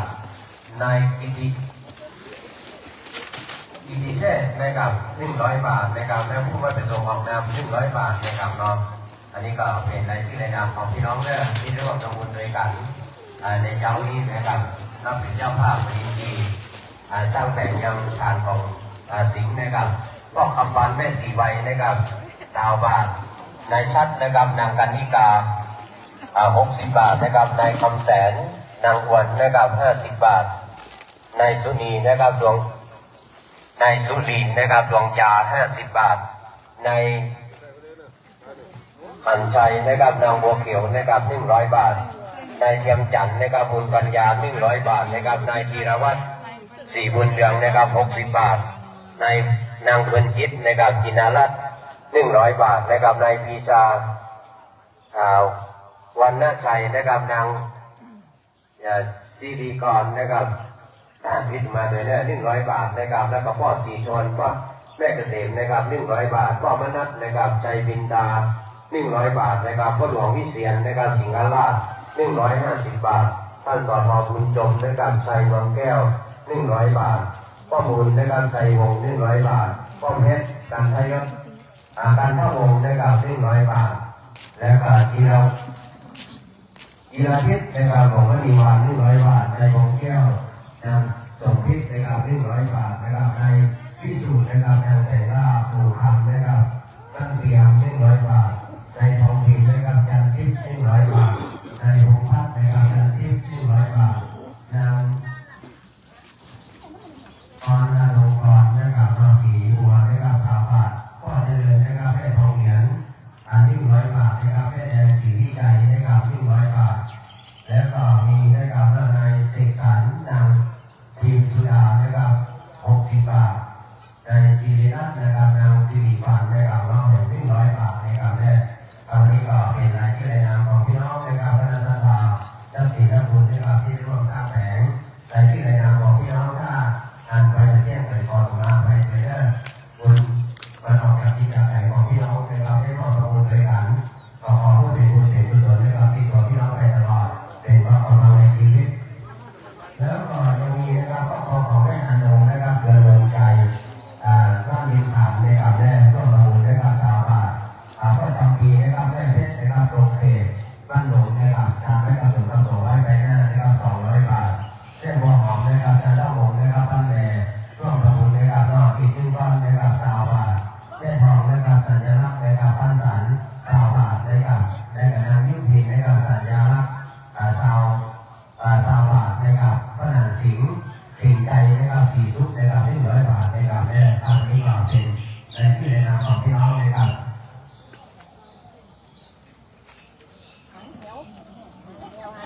แล้วก็มีครอบครัวของแม่บุญบานนะครับมาล่านะครับได้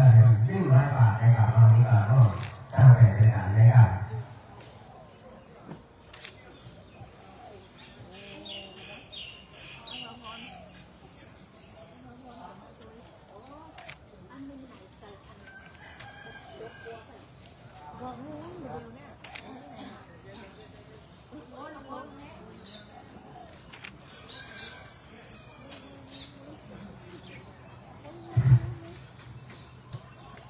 ขอบคุณครับท่านสจนะครับเนาะ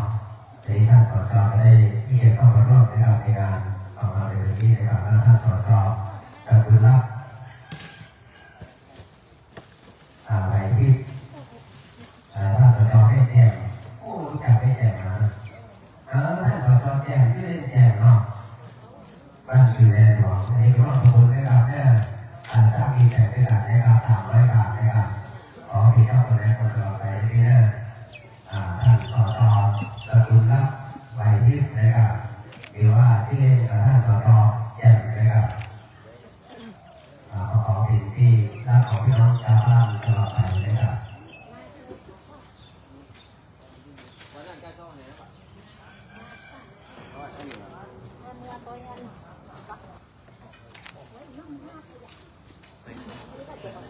ทั้งหมดนะครับก็เป็นรายชื่อในนามของพี่น้องนะครับแล้วก็มีครอบครัวของนะครับนายสังวาลนะครับนางจำเรียวนะครับมาร่วมประมูลนะครับเป็นเจ้าภาพอีกนะครับสร้างหาของศิลป์นะครับ100 บาทนะครับขอผ่านน้ำมือมีสุขภาพแข็งแรงนะครับทุกบุคคลนะครับขอบคุณนะครับ โอ้ยใครพอนะ ผีปอบ ฮะ ผีปอบ ฮะ ผีพงพอ ฮะ ผีพง ฮะ ผีรัชานนท์ มันจะจืดนี่เนื้อตัวเป็นอ้วนทวนสมบูรณ์ผมไม่เก่งงามมันอ่ะ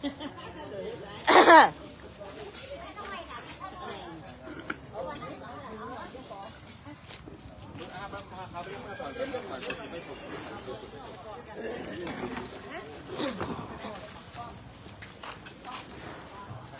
ูละ ไหลไปเนี่ยเหนียว ไปกูดเปิดตะกี้นะหูละนี่เขียนอะไรใหม่น่ะ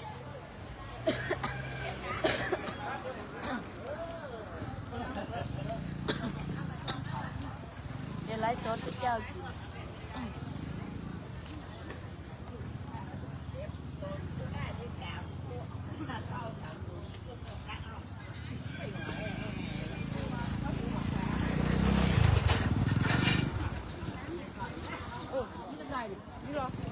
นี่แก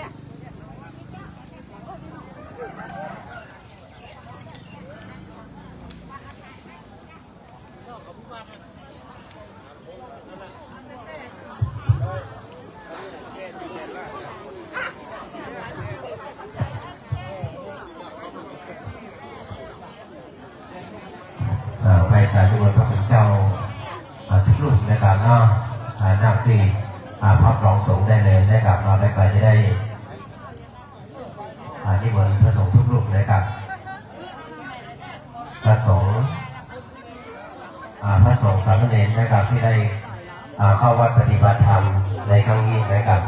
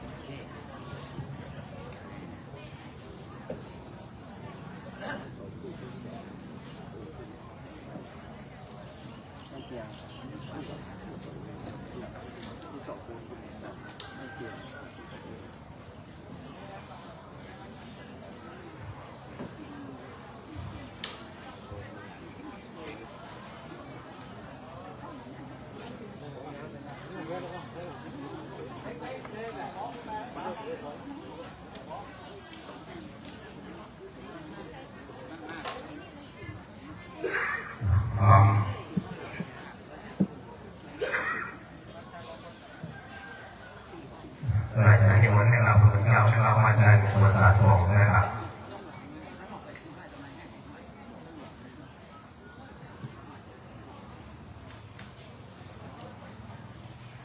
มีพี่น้องนักศึกษาเนี่ยเป็นจากไทยลงทีวีในวันนี้นะครับเด็กเราประวัติศาสตร์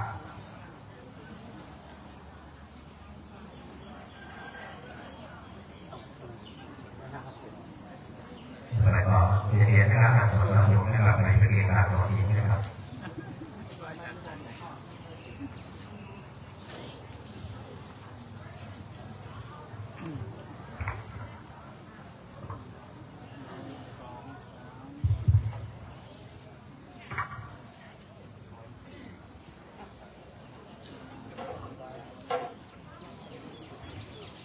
นี่เราวันอีกแล้ว ก็จะออกอะไรเนี่ยที่โยมมาทำบุญด้วย ไม่เดี๋ยวคุยวุฒิ ใช่คุยที่จะมาบวช บ้านเหนือก็เก็บบุญ เดี๋ยวคุยบอกรางวัล ทุกนักที่สับฟ้าหมุน นุ๊กนุ๊ก มายังวันเพ็ญทินทางลันเวนันทามาปัญจศีลาทิยาจามาตุติยมปิมยังพันเตจาลันเวนันทามาปัญจศีลานิยาจามาตาทิยมปิมยังพันเตทินสาลันเตสามาปัญจศีลานิยาจามานะโมตัสสะภะคะวะโตอะระหะโต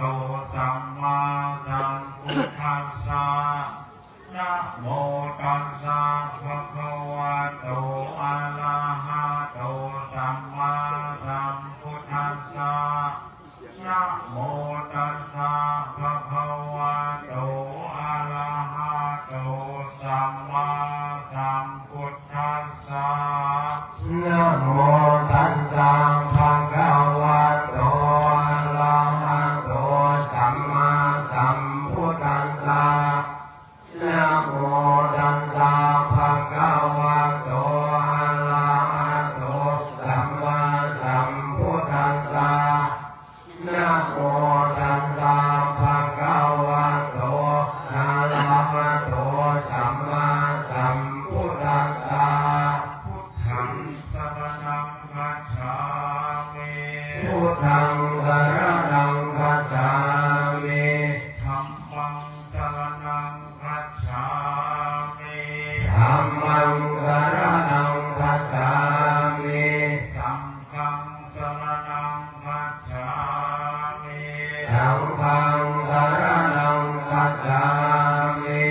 ทุติยัมปิพุทธังสรณังคัจฉามิทุติยัมปิพุทธังสรณังคัจฉา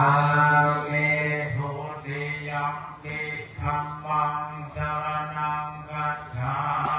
มิทุติยัมปิธัมมังสรณังคัจฉามิทุติยัมปิสังฆังสรณังคัจฉามิทุติยัมปิสังฆังสรณังคัจฉามิต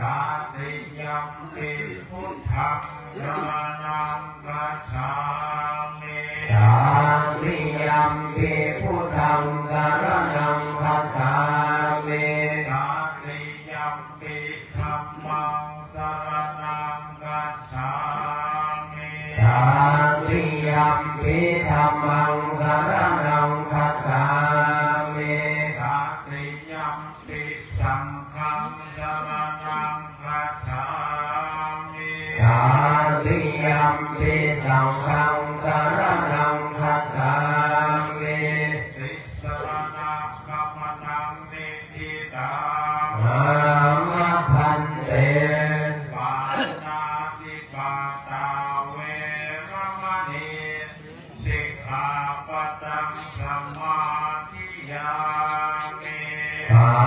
นาติปาตาเวรมณีสิกขาปัตตังสมาธิยามิอะปิญญาตานาเวรมณีสิกขาปัตตังสมาธิยามิอะตินนาตานาเวรมณีสิกขาปัตตังสมาธิยามิกาเมสุมิจฉาจาราเวรมณีสิกขาปัตตังสมาธิยามิกาเวสุมิจฉาจาราเวรมณีสิกขาปัตตังสมาธิยามิมุสาวาทาเวรมณีสิกขาปัตตังสมาธิยามิมุสาวาทาเวรมณีสิกขาปัตตังสมาธิยามิสุราเมรยะมัจจกัมมาทัฏฐานาเวรมณีสิกขาปัตตังสมาธิยามิสุราเมรยะมัจจกัมมาทัฏฐานาเวรมณีสิกขาปัตตังสมาธิยามิอิมานิปัญจสิกขาปัฏฐานิสิเรนะสุขติงยันติสิเรนะโภคสัมปทาสิเรนะนิพุติงยันติตัสสมาสิลังวิโสทะเยสาธุสาธุสาธุ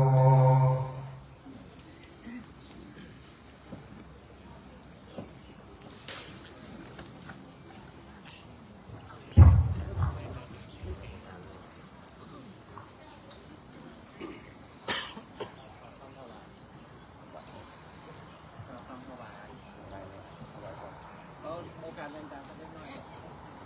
สุมาพอการ ลักษณะประการกันนะครับเนาะเดี๋ยวเราทำทั้งหลายให้แรงดามานะครับเราเพื่อจะมาของบริสุทธิ์นะครับเนี่ยวันตามิสัพพวะตุทานังสัพพังโตสังขมันตุโนสาธุสาธุโอการสังฆาเทสัมปะยังเครื่องตัวตันลายหลักวันนี้ก็จำได้โอกาสเป็นตามของเป็นปริยุสันจุจอดได้ถึงเมียงเดียวยอดมหาเนรปัญญาเมื่อศรัทธาผู้ปาทุกแต่งของตามน้อยใหญ่หลอนว่าได้ยกย่ำคำและเที่ยวกายเป็นของกินบ่ตันได้แบ่งถวายย่อย่อนหลอนได้กินเสียก่อนแล้วตามลวนบ่ตันได้แข่งพุ่นเป็นส่วนหลอนมือด่วนได้ยุบเอายามเมื่อสะดามัวเมาลูกอ่อนน้อยยามด่วนได้ดาตานบ่ตันได้คืดหาทางผิดยุ่งยาปันนี้สะดาทางไปในไม่มีท่านพระผู้ปะพักสอนบรกิจพร้อมกับเลยพี่น้องคณะสถาบันตาเดือทุกหลังคาเรือนพร้อมกับพี่น้องคณะสถาทุกที่ทุกแห่งที่ได้เข้าร่วมดำบุญในวันนี้และผู้การทั้งหลายก็มากลัวเป็นบาปโดยสุจริตกรรมสามมาเกี่ยวข้องกลัวต้นลายมาถูกต้องสันดานกลัวต้นลายพาการลายสิ่งเหตุนานยิ่งได้ปาการทุกแต่งความวอมน้อมนำมาอย่างทุปาผู้ป่าลาจาดวงดอกความเขาดอกและเทียนไฟน้ำสุกันโดตะกะใสยื่นจอยผู้ขาน้อยขอสุแม่ยังสัพพะลิวาลาของตานขอพระเกี่ยวเจ้าตั้งสามพระการจงเมตตาบานไผ่โพธอนุญาโตโตสานกรรมเพื่อบ่งเป็นนิวรธรรมกรรมอันแก่กามอันจักน้ำเสียยังหนทางอันไปสู่โลกนานและเนรปานแก่มูลสดาผู้ข้าทั้งหลายอยู่ผู้จุคนจุใหญ่น้อยยิ่งใหญ่นักยุ่งยังมีดังผู้ข้าจะขอสุมาดัมมกตาภาษาบาลีว่าหิตังโนสัพพวะตุผู้โยปากาลนาวิเศษตานังวลาตพินายากายะตัวเลวจีตัวเลมโนตัวเลสัญจิยะปมาเตนวาสัญจิยะปมาเตนวากายกัมเมนวาวจีกัมเมนวามโนกัมเมนวาอาทิตาตุสังปัจจุปนาตุสังอนาคตาตุสังสัพพังตุสังฆามันตุโน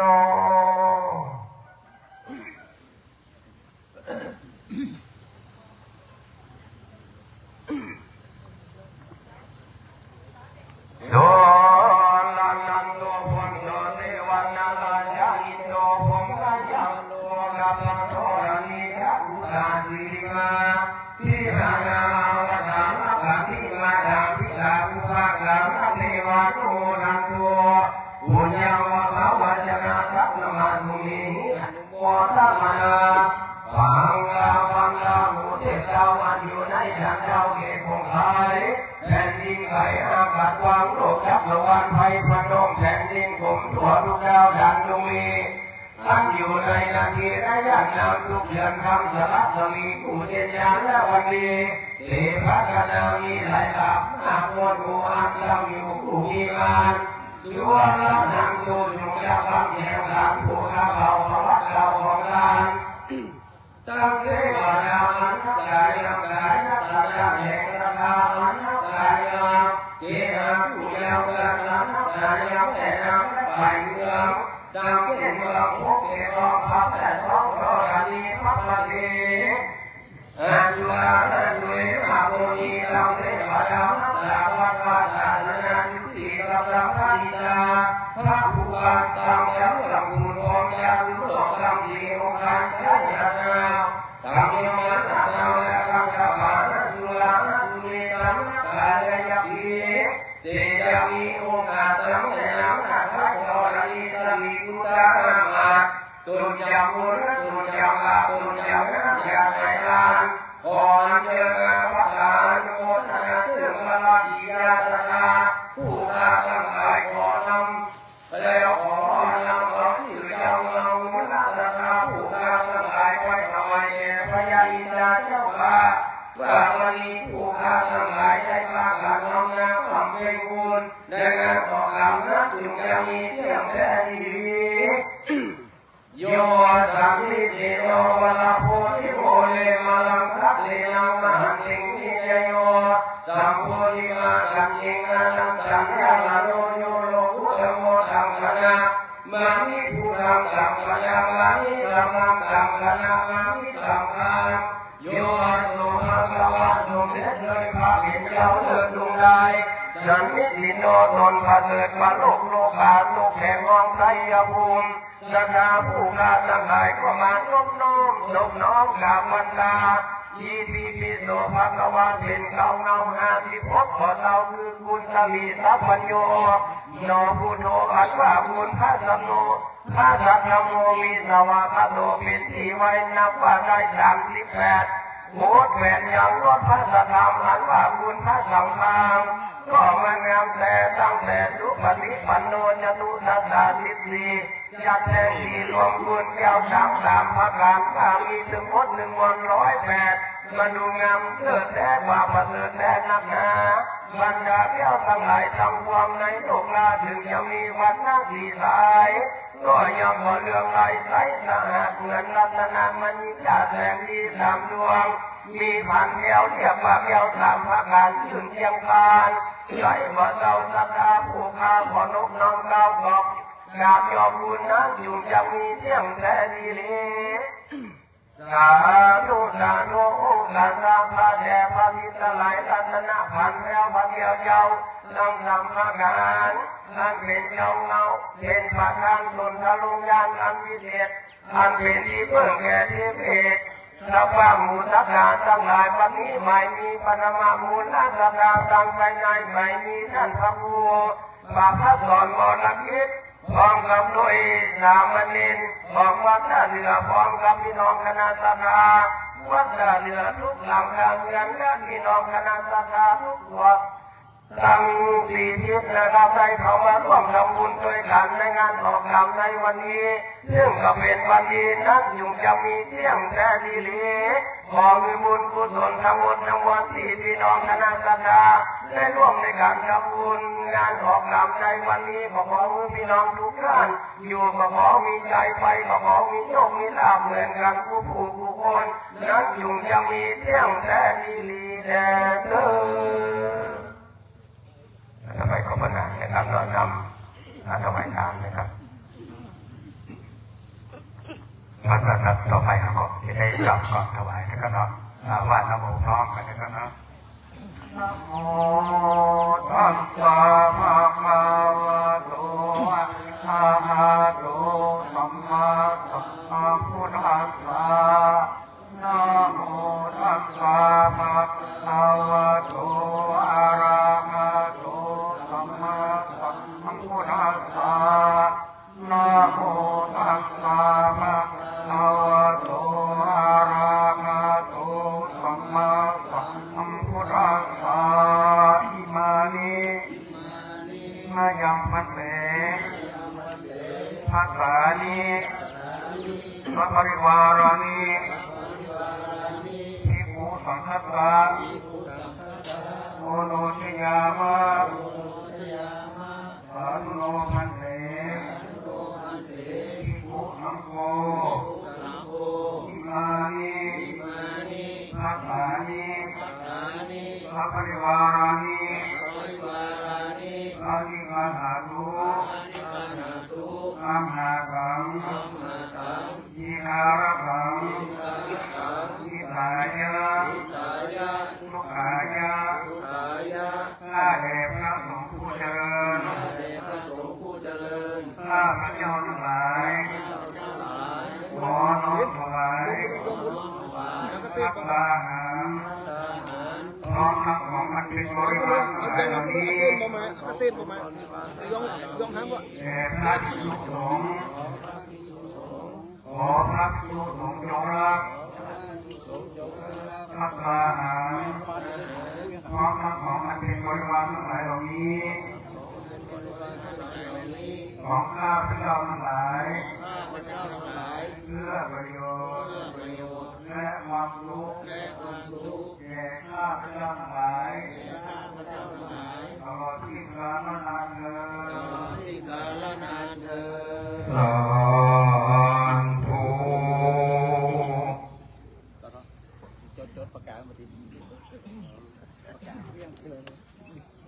ร้ายไปไหนวะ มันถึง104บาทผมจะได้ก็อาจารย์7 ไปนู่นสูงสิแปด ฟังหมด7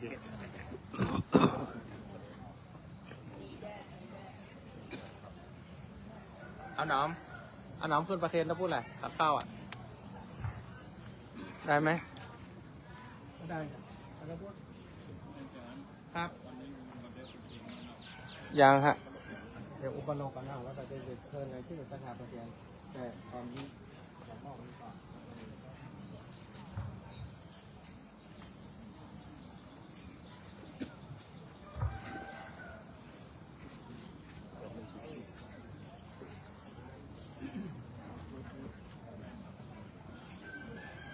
บัดนี้ตนตัวแห่งข้าพเจ้าจะได้ทำการอุปโลกสังฆทานเป็นลำดับต่อไปนะโมตัสสะภะคะวะโตอะระหะโตสัมมาสัมพุทธัสสะนะโมตัสสะภะคะวะโตอะระหะโตสัมมาสัมพุทธัสสะนะโมตัสสะภะคะวะโตอะระหะโตสัมมาสัมพุทธัสสะอะยังปะทมะภะโวอัมหากังปะปุณาติอันว่าส่วนที่หนึ่งนี้ย่อมลงแก่ข้าพเจ้าผู้เป็นประธานณที่นี้อวาเสสา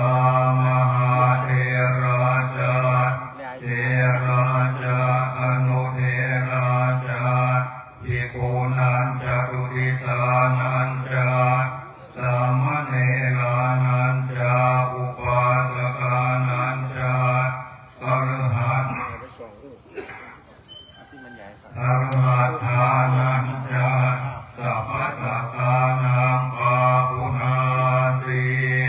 อันว่าส่วนที่เหลือลงย่อมลงแก่พระมหาเถระทั้งหลายด้วยพระเถระทั้งหลายด้วยพระอนุเถระทั้งหลายด้วย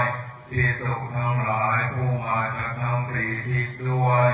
อุบาสกอุบาสิกาทั้งหลายด้วยกรหัสญาติโยมทั้งหลายด้วยตลอดถึงสรรพสัตว์ทั้งหลายขอท่านทั้งหลายจงบริโภคตามความสุขความสบายเถิดสังโฆรุจติสังโฆรุจติแม้ว่าคำข้าพเจ้าเป็นที่พึงพอใจของท่านทั้งหลายแล้วโปรดให้สันทัดสัญญาณสาธุการขึ้นพร้อมกันเถิดขอแสดงความนับถือท่านอาจารย์พระครูเด่นปัญญารังสีเลขานุการเจ้าหน้าอำเภอสัตตองอาจารย์พระครูประภัสสรวรกิจเจ้าวาดวัดท่าเรือประธานหน่วยอบรมประชาชนประจำตำบลบ้านแม่ขอเจริญพรคณะศรัทธาญาติโยมทุกท่านซึ่งมีประธานในที่นี้คณะศรัทธาวัดท่าเรือในวันนี้ธรรมภาพ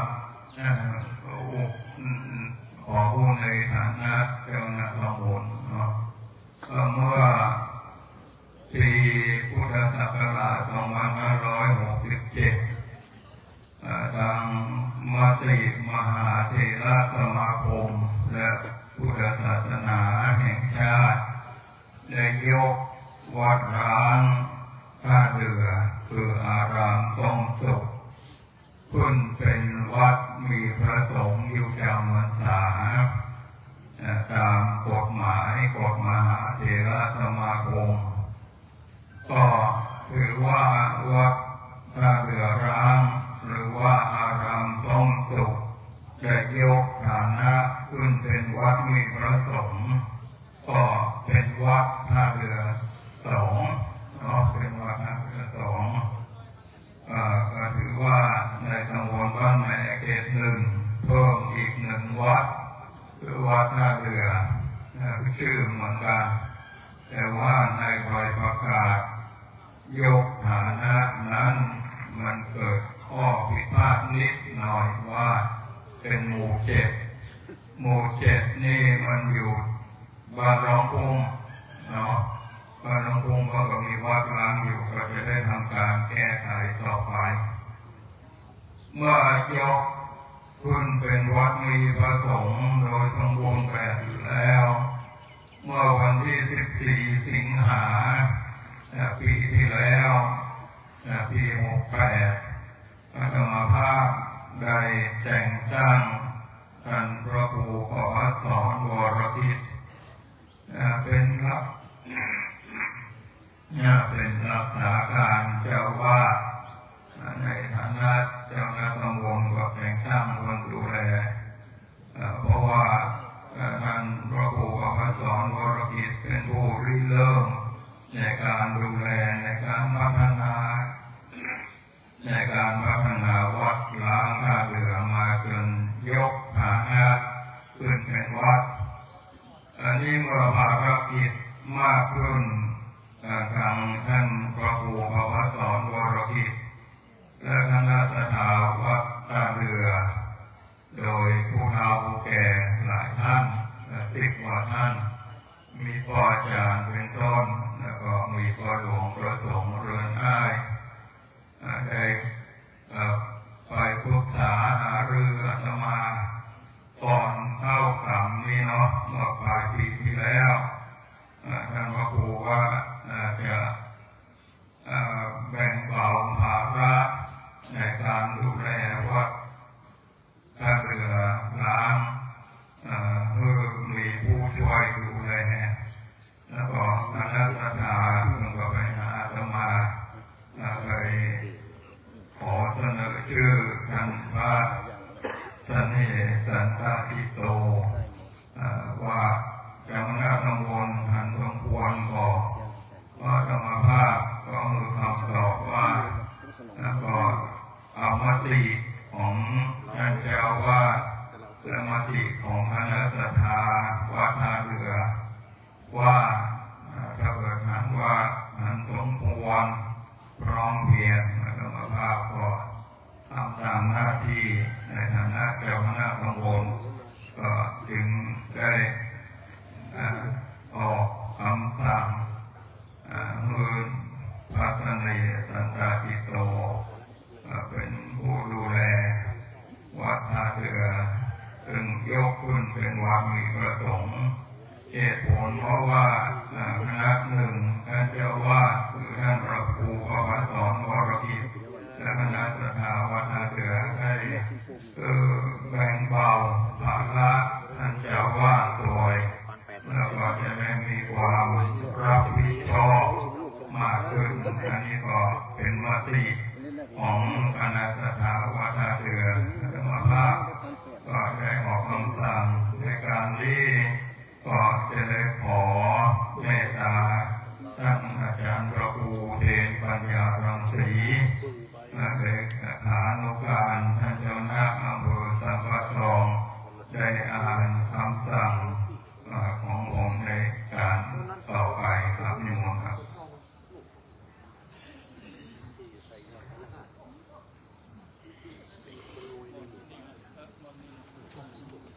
นิมนต์ให้อาจารย์นั่งโอดอาบเลยครับ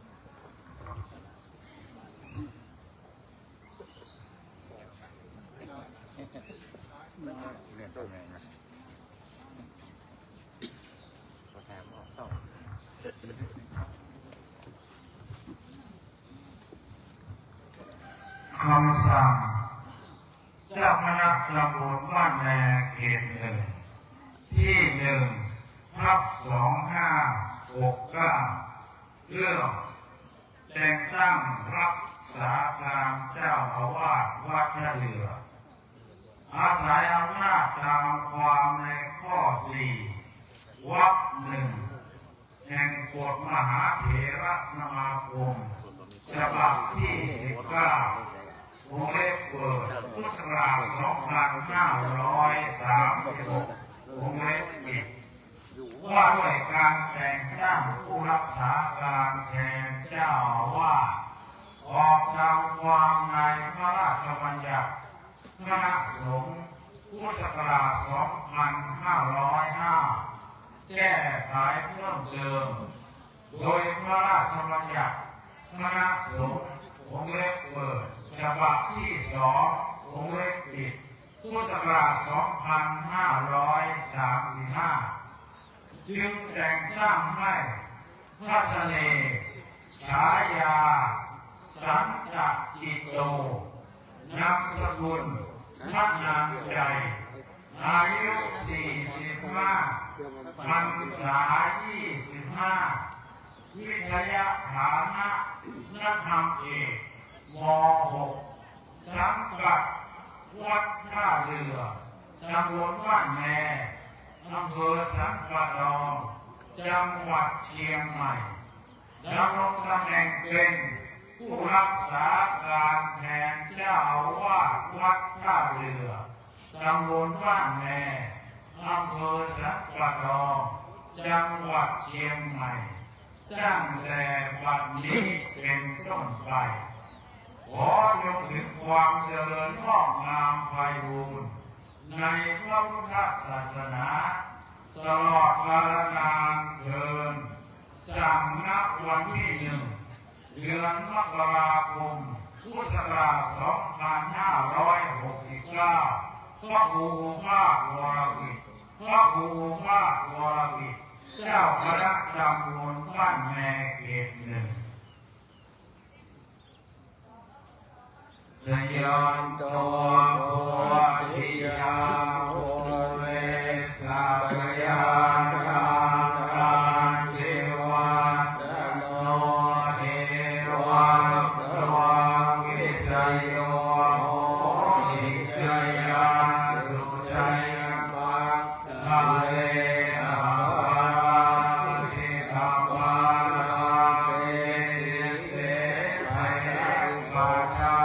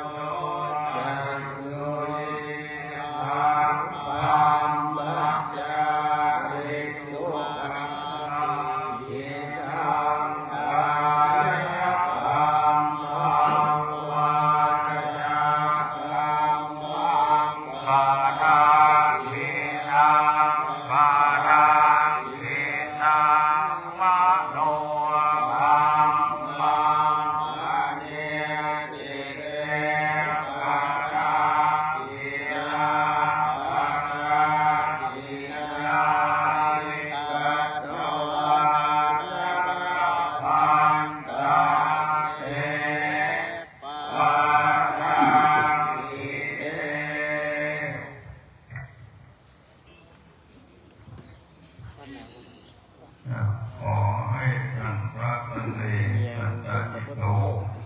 ก็ช่วยดูแลวัดท่าเรือช่วยแบ่งเบาภาระแต่ในการนี้ก็ขอมือท่านพระครูประภัสสรวรกิจเป็นพี่เลี้ยงช่วยดูแลประคับประคองกันไปตามหน้าที่เพื่อมีอุทิศภาวะในการดำรงสมณะสาโรคในลำดับสืบต่อไปต่อไปนี้ก็ขอนิมนต์ท่านพระครูประภัสสรวรกิจได้ดำเนินการแล้วก็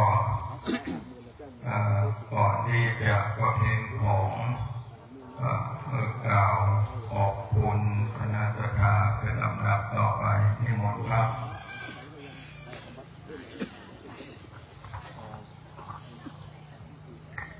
มาถวายความเคารพท่านอาจารย์พระครูขอพาดวรกิจนี้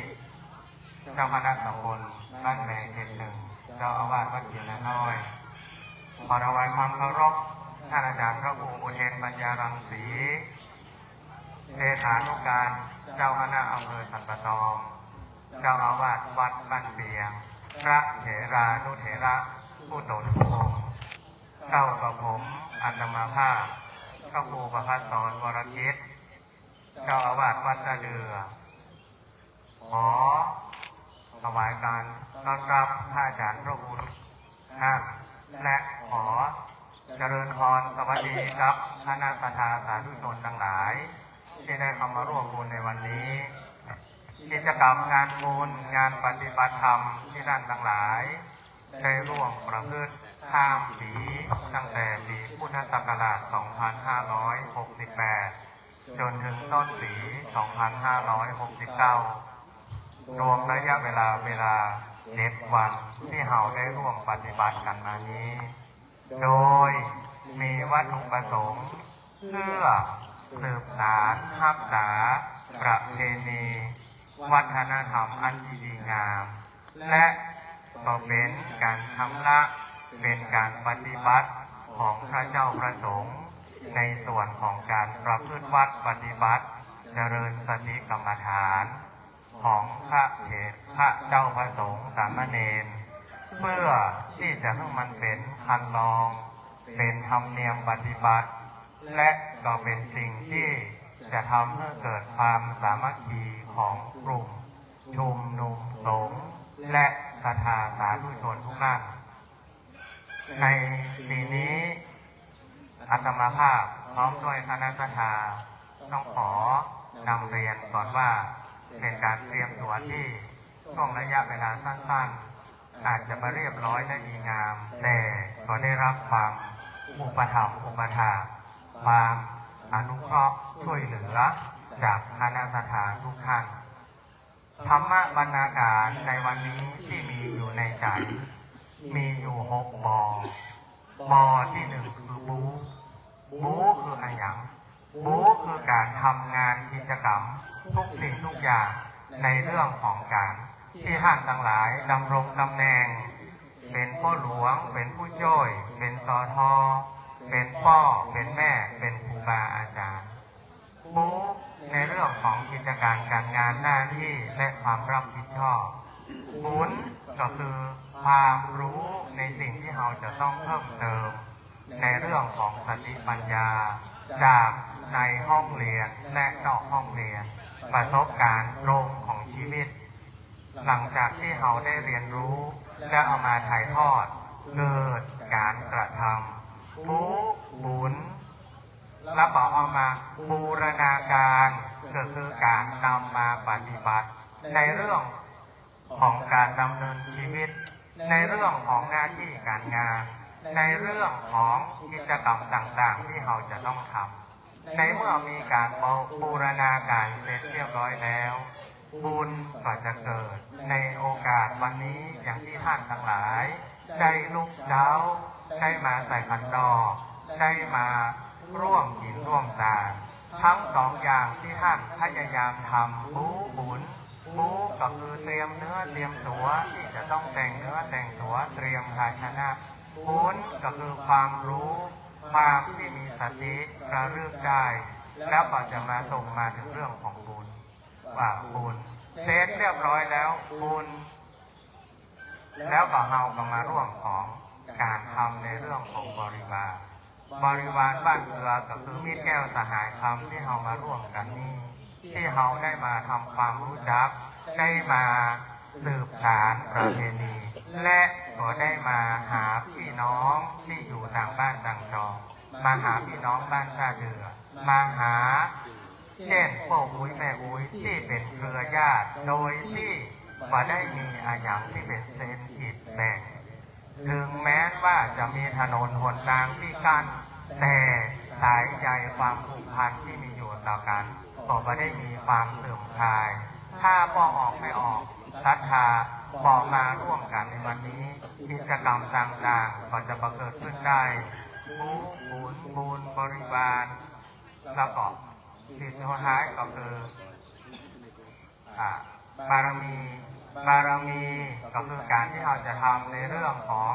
การที่เรามาสร้างครูบาอาจารย์ทุกตนทุกองค์ในวันนี้มีพระมหาเถระอนุเถระมัชฌิมเถระก็คือการสร้างในเรื่องของสังขารบารมีที่เราจะร่วมทำบุญกันเพราะฉะนั้นหัวใจของพระนักพัฒนาอย่างที่พ่ออาจารย์โฆษกพิธีกรเพื่อนได้ชื่นชมนั่นนะอัตมาภาพของได้คงยึดหลักและปฏิบัติและก็เป็นหัวใจอย่างหนึ่งที่คนเราจะสามารถนำไปใช้ในการดำเนินชีวิตได้ดังนั้นในโอกาสวันนี้อาตมาภาพในนามเจ้าอาวาสวัดระเดือในนามประธานที่จัดงานก็ได้มีความดีใจที่ได้หาลูกศิษย์ก็คือเพื่อนสหธรรมิกมีอยู่3 ท่านที่เข้ามาอยู่ในวัดระเดือตนหนึ่งก็นำเพื่อนมาขอไปเป็นผู้เจ้าหลวงที่จังหวัดลำพูนแล้วก็มีความยินดีตนที่2กับเพื่อนก็มาขอไปเป็นรักไปเป็นแก้วเป็นแสงที่วัดพนังและตนที่3ที่กำลังห้ามใบตาตั้งก็คือท่านอาจารย์เสน่ห์ต่อไปก็จะเป็นศาสนทายาทเป็นกำลังแห่งทางด้านพระพุทธศาสนาที่จะสืบทอดและเป็นผู้นำในเรื่องของจิตวิญญาณความรู้ความสามารถของแต่ละตนแต่ละองค์อาจจะประเท่าเทียมกันแต่ละองค์มีเอกลักษณ์เฉพาะตัวดังนั้นคนเฮาอยู่รวมกันจะต้องช่วยกันเติมเต็มในสิ่งที่ขาดในสิ่งที่ได้บ่มีภัยที่ดีที่สุดและก็บ่มีภัยที่จะบดีที่สุดสิ่งต่างๆที่ได้ดีใจในวันนี้อย่างน้อยที่สุดก็ได้มีคนมาช่วยแบ่งเบาภาระและเป็นธุระในเรื่องของวัดวามันการรุ่งเรืองอย่างน้อยที่สุดก็ได้ความปลื้มใจที่ได้หันก็ออกไม่ออกคณะสัตยาเฮาใจการอุปถัมภ์อุปถากสิ่งที่ดีเสมอมาอนุโมทนาบุญครับคณะสัตยาวัดท่าเรือและคณะสัตยาทุกท่านนะครับที่มาร่วมบุญอินบุญทานที่ท่านได้กระทำในวันนี้ขออานิสงส์ส่งผลให้ท่านทั้งหลายมีสุขภาพร่างกายที่สมบูรณ์แข็งแรงเป็นหน่อเนื้อนาบุญอุปถัมภ์พระพุทธศาสนาดูแลปอกกอยวัดวาดูแลปอกกอยทุกพระที่เป็นหน่อเนื้อที่จะขึ้นมาไว้เป็นตนไหวตนสาเป็นตนที่ดีงามก็มีอายั้งนอกจากคำว่าขอบคุณและขออนุโมทนาบุญทุกท่านแม้ว่านึกคิดสิ่งหนึ่งประการใดขอสมดังความมุ่งมา่ปรารถนาของทุกท่านทุกคนเถิดแล้วก็ในโอกาสวันนี้ก็มีคณะสัตยามาร่วมนะครับในงานวันนี้วัดแม่ยิงนะครับ157 ท่านพ่อชาย68 ท่านนะครับแล้วก็ขอในวันนี้ก็จะมีปกิณกะเพื่อของน้ำใจเล็กๆน้อยๆนะครับที่จะมอบให้กับคณะสัตยาทุกบ้านในตำบลนอกตำบลก็ดีที่ได้มาร่วมกันขอเรียนเชิญท่านสท.แจมครับได้มาจับฉลากมอบของรางวัลครับสจ.ครับรับเลยครับ5 เบอร์นะครับผู้หญิงนะครับ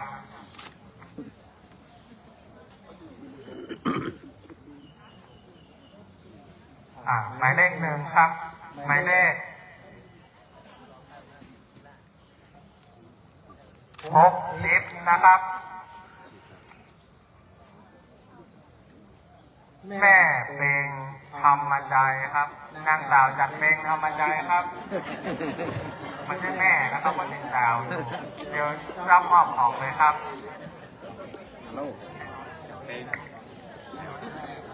เป็นนักสาว เดินท่านสจกับพุทธที่หน้าไหนไรนะครับที่หน้าไหนไร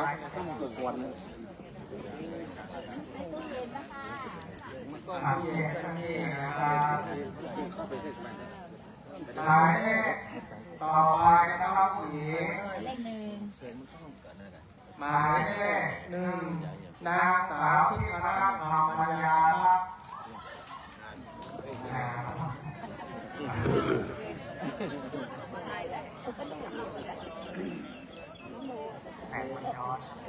เอาเนี่ยหมอบเนี่ย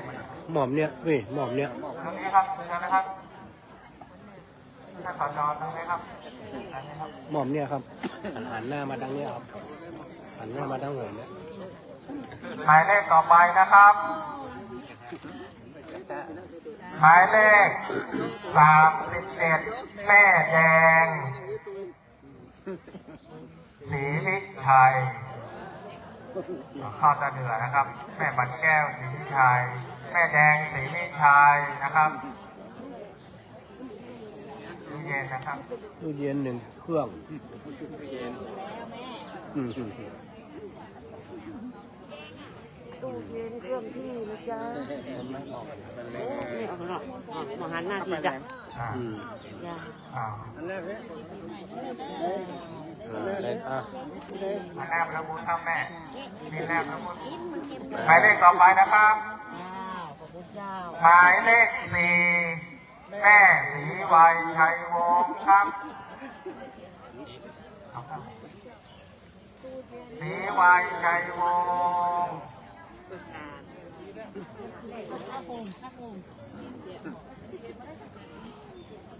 แล้วกับโตยมาทีนี้นะครับเตรียมตัวเลยเนอะแม่สุพรรณศรีวิชัยเราจะเดือดมดเนาะเอาบ้านเพียงขึ้นบ้านแม่สุพรรณศรีวิชัย แม่หันหน้ามานี่แม่ถ่ายรูปอย่างกำ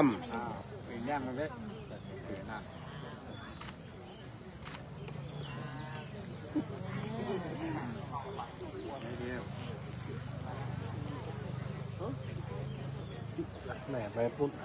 ะไรเอ่ยคะแม่นี่อะไรเอ่ย แม่หันหน้ามาเพ่ ต่อไปเรียนเชิญท่านรองครับมอบของเพื่อครับมาจ่ายนะครับ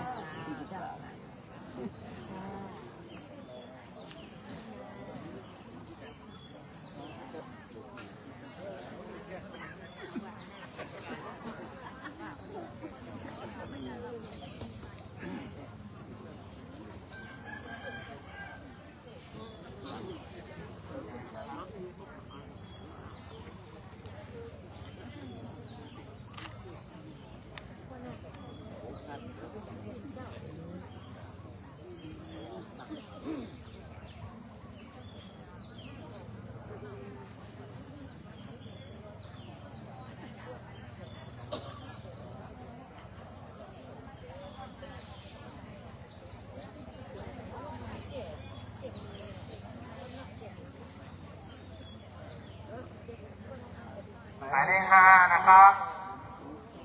นายประทวนเรือนทิพย์ดวงทิพย์ครับยกต่อไปครับ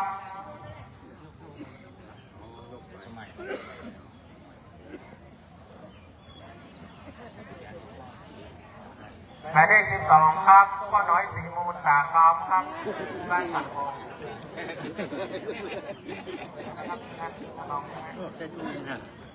พ่อหันหน้ามาเพ่ตู้เย็น1 เครื่องหมายเลข16ครับสทวีรพงษ์บุญตานครับ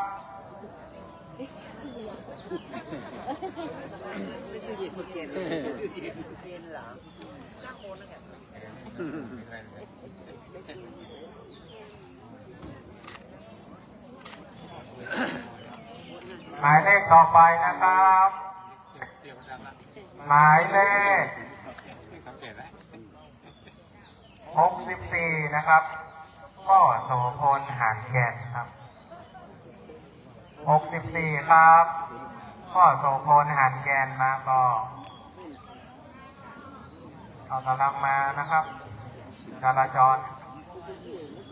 เชิญเลยครับ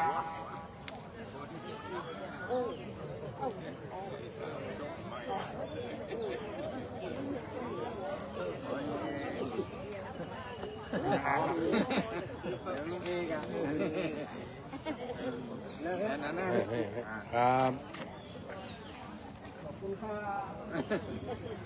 หมายเลขต่อไปนะครับหมายเลข50ครับพ่อสมเด็จศิรแปลงครับ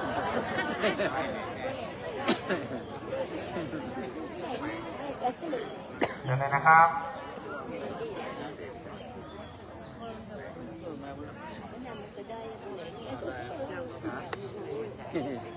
ได้ที่2แล้ว อันนั้นเหล็กได้มาที่ปฏิได้แบบว่า เหล้าฝรั่งข้างในเป็นเหล้าฝรั่งปอหน้ามาให้ หันหน้ามานี้หันหน้ามานี้เข้าไปหน้าฝั่ง แล้วก็ลำดับที่ไปนะครับ ขอเรียนเชิญเจ้าภาพเจ้าสถานะครับร่วมประเคนจตุปัจจัยไทยธรรมนะครับเดินปอดีแก้วหนองวันครับประเคนพระพุทธ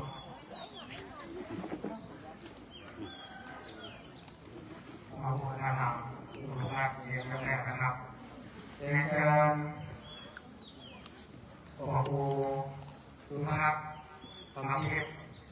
คณะสงฆ์ครับนำมาครับเดี๋ยวไม่ได้เรามาดูครับก็หลวงสีโทนครับคุณโทนนะครับเบ็ดต้องการ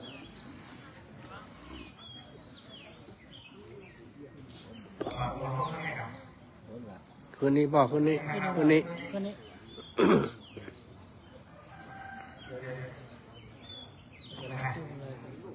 เอารองเท้าขึ้นไปเลย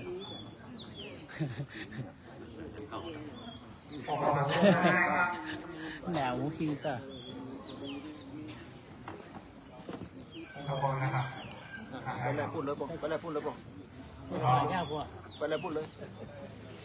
พอดังแสนขอบคุณครับสุภาพรกุลชัยแม่หมัดแก้วสมโนแม่เงินสิงห์วันที่ดูอาดวงทิพย์มายืนนี่ก่อนยืนก่อนยืนก่อนเจ้าก่อนเจ้าฟังเจ้ายืนก่อน เรียนเชิญนะสจครับเรียนเชิญท่านสมาชิกสภาเทศบาลตำบลตะแหน่ครับสี่ห้าครับได้เลยนะครับ ได้มาเลยลุงไปไหน แม่ซ่อของมันดีกว่าไหม ลุงไป อยู่กันนะครับ เขาไปหน้าก่อนไปยืนเรียงกับพวกเลยเด็ดต้องการ ยืนต่อหน้าพระสงฆ์นะครับในหัวโปกให้มาสิงห์เกินตัวนี้ก็การเราหาไม่ยอมเราถามชื่อก็ได้เชิญเชิญท่านสารวัตรครับลองบนเชิญสักข้าวอยู่แค่น้อยเชิญท่านครับสักข้าวอยู่แค่น้อยเชิญไปยังวัดกรบ้านกะที่ครับนั่งอยู่แค่น้อยเชิญครับตัวแทนของเองครับเชิญนะครับเชิญก่อนสมัยครับ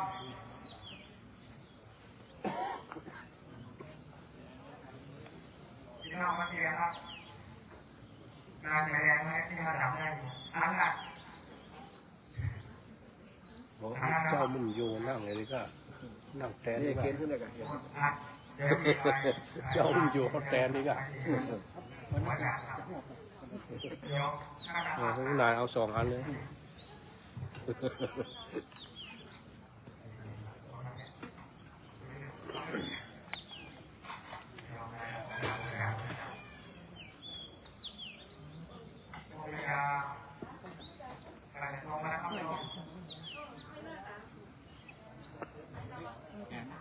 เขาจ่ายให้เขาจ่ายให้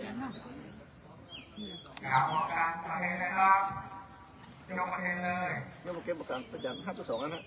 2 อัน5 ต่อ 2 อันนะ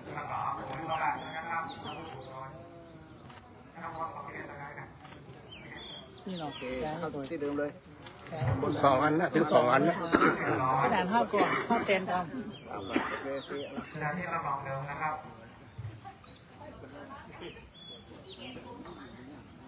นิมนต์หลวงพ่อนะครับ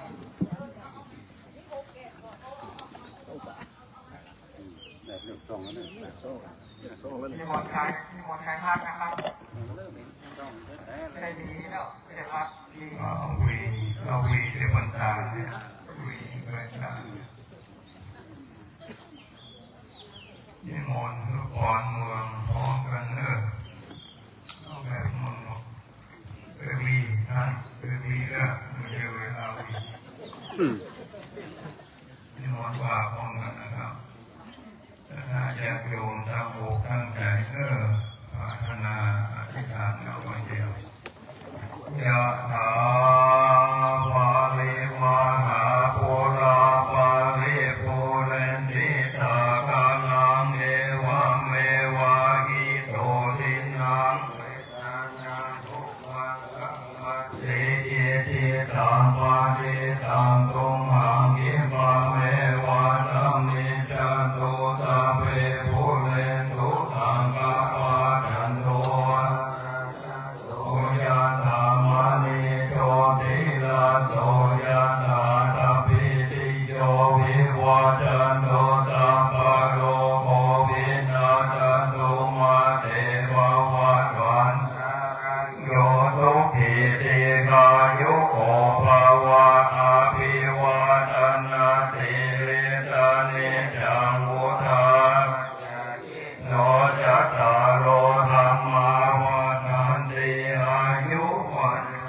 สุขังพลังยัญจะโพธากินา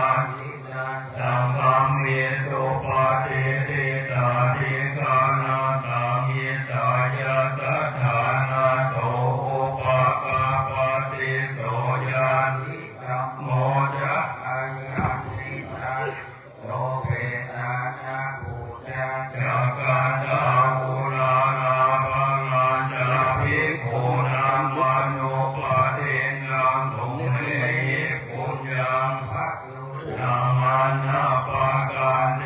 อายุวัตโกธานาวัตโกสิริวัตโกยัสสาวัตโกวาลาวัตโกวันนาวัตโกสุขวัตโกโหตุสัมปันน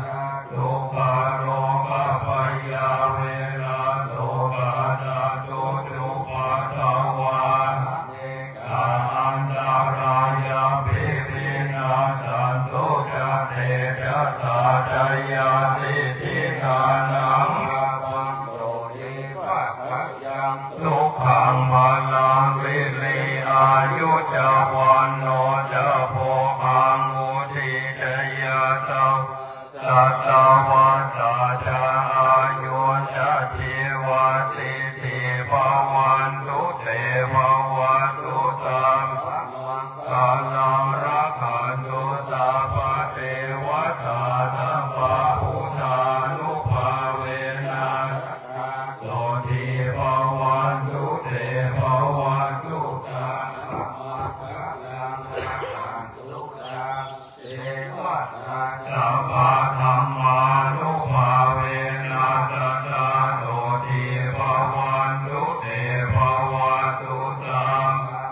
กาลังรักขันตุสัพพะเทวตาสัพพะสังฆานุภาเวนะสัตตาโสทิภวันตุเต ผู้ชายต้องปอนอะไรผู้ชายต้องปอนอะไร สัพพิโยวิปัสสนาสัพพะโลกวินัสตุมาเตภวตุตระโยสุขิกายุโกภวะอภิวาทนาสิริสัมปันพุทธาปัญญาโนจตารโรธรรมาวัฏันติอายุมโนสุขังพลังเยมั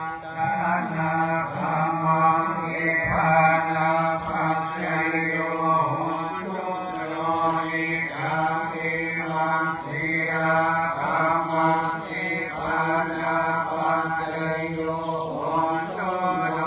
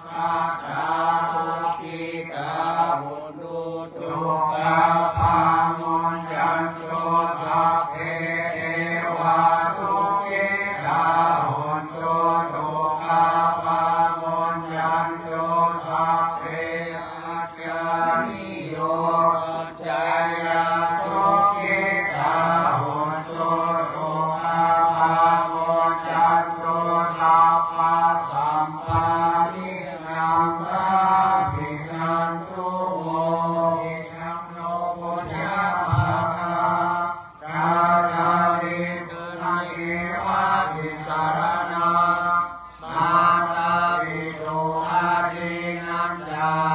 ปิยะจักขานังสัพพะสัทธานันจานิยาเรมะข้าพระพุทธเจ้าทั้งปวงขอน้อมถวายส่วนกุศลแด่อิสรชนคนผู้ใหญ่ทั้งหลายมีองค์พระมหากษัตริย์ผู้เป็นประมุขของชาติองค์สมเด็จพระสังฆราชผู้เป็นประมุขของศาสนาและคณะรัฐบาลผู้บริหารประเทศเป็นต้นขอแผ่ส่วนกุศลนี้ให้แก่บิดาชนคนที่รักทั้งหลายมีบิดามารดาปู่ย่าตายายและครูอุปัชฌาย์อาจารย์ทั้งหลายเป็นต้นขอแผ่ส่วนกุศลนี้ให้แก่สรรพสัตว์ทั้งหลายทุกชาติชั้นวรรณะทุกศาสนาทุกภาษาที่อยู่ทั่วทุกมุมแห่งโลกสัพเพสัตตาปุญญาภาวิโนตุขอให้สรรพสัตว์ทั้งหลายจงเป็นผู้มีส่วนแห่งบุญกุศลร่วมกับข้าพเจ้าทุกคนทุกคนเถิดเชิญชวนขอแผ่ของนักศึกษาเราตกเจ็ดวันวันนี้ต่างทั้งหลายขอทำสิ่งที่มันตั้งสติดีและยังเลือผู้มีผู้ใดในความทำโปรดรับความเป็นบารมีของพวกเราศีลเอาไปให้เราแล้วการเอาไปงานแล้วข้าภาวนาขอการทั้งหลายได้สงบนิ่งชั่วระยะเวลาหนึ่งเริ่มปฏิบัติครับ